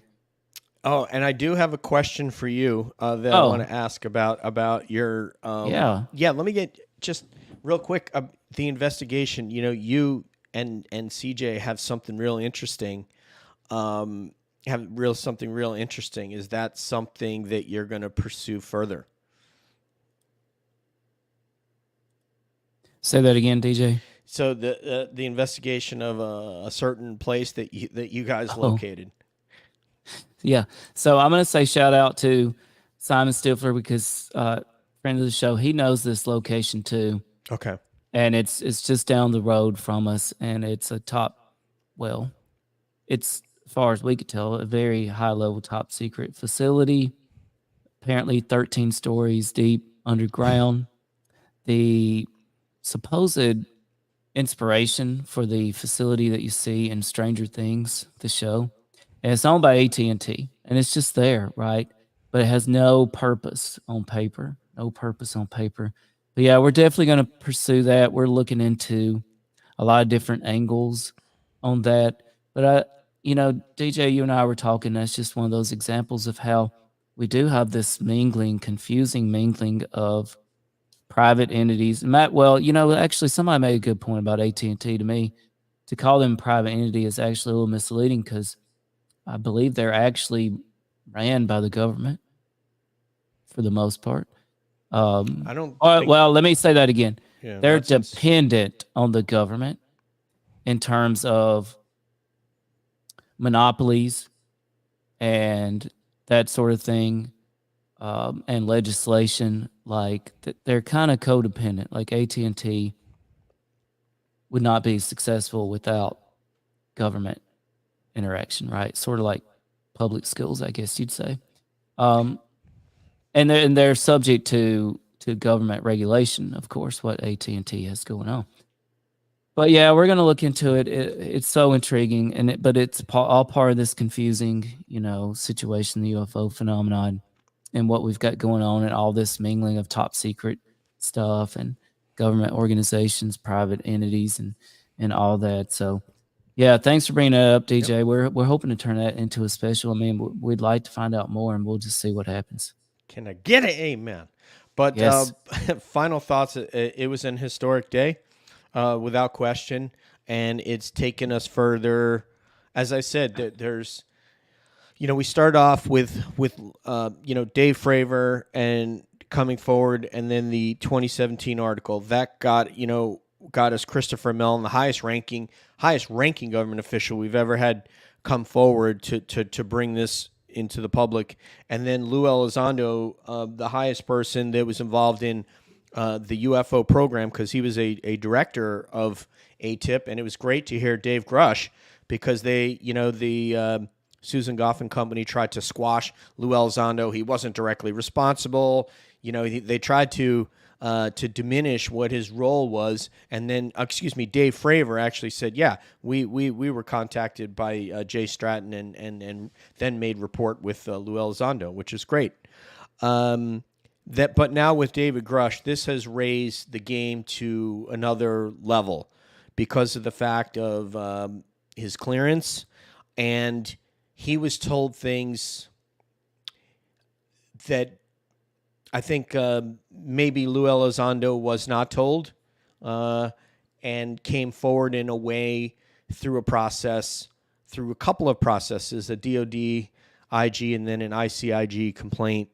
And now, boy, it's going to be very difficult for them to completely obfuscate what we have from our legislators, our elected representatives. So it's bipartisan. It's anything that's bipartisan, and the way our country is so opposed to one another today, to see people, could this be the beginning of not only finding out the nature of our reality that we don't know, and that also goes to what Tim and CJ are looking at, part of our reality that the public isn't aware of.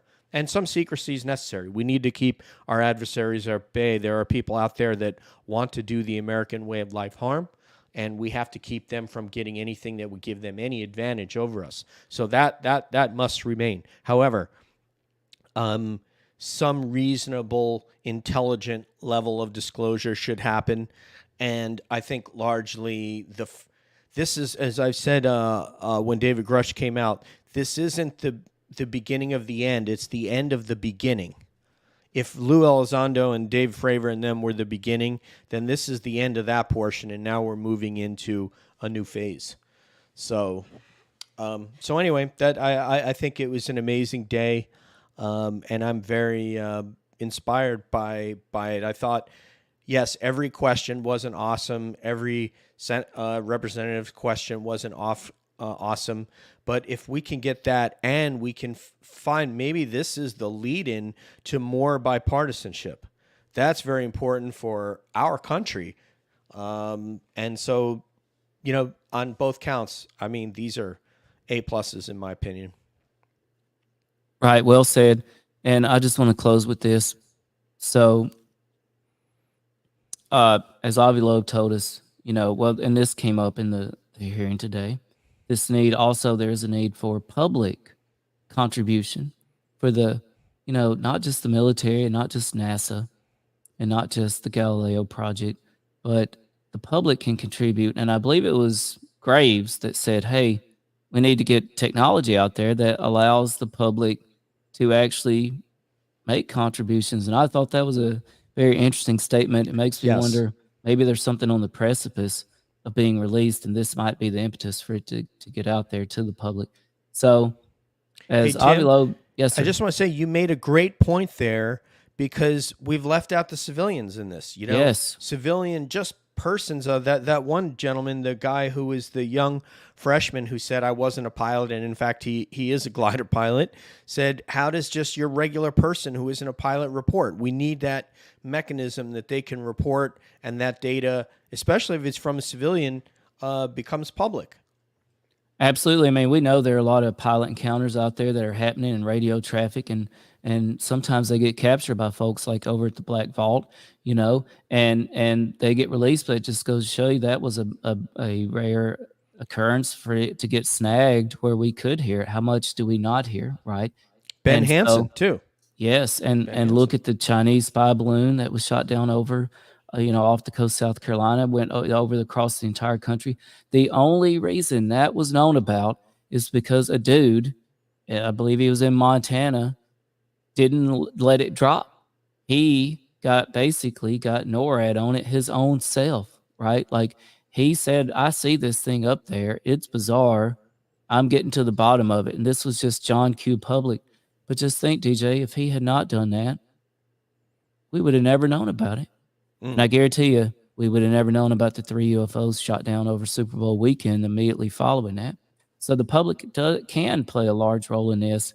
And as Avi Loeb told us, the skies are not classified. One thing we got to do is get off these, unless we get some new apps that we can use to record it, but get our face out of them. Look up to the skies. The skies are not classified. You know, shout out to Bigfoot. I got some Bigfoot behind me. The woods are not classified. Get out in the woods. Take a hike. Look around. Go camping. Look up at the stars. We can all collect data. The sky's not classified yet. So shout out to DJ calling all beings. We appreciate everybody out there. I'm going to get out of here. Thanks, everybody. Thanks. Like. Share. Follow. All things unexplained.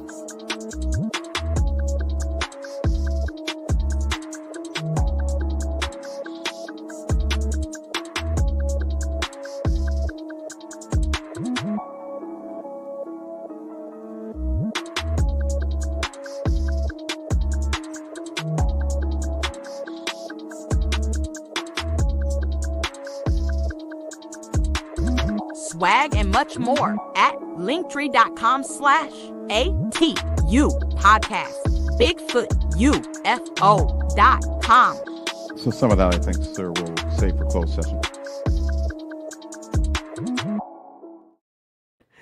That was dope, man.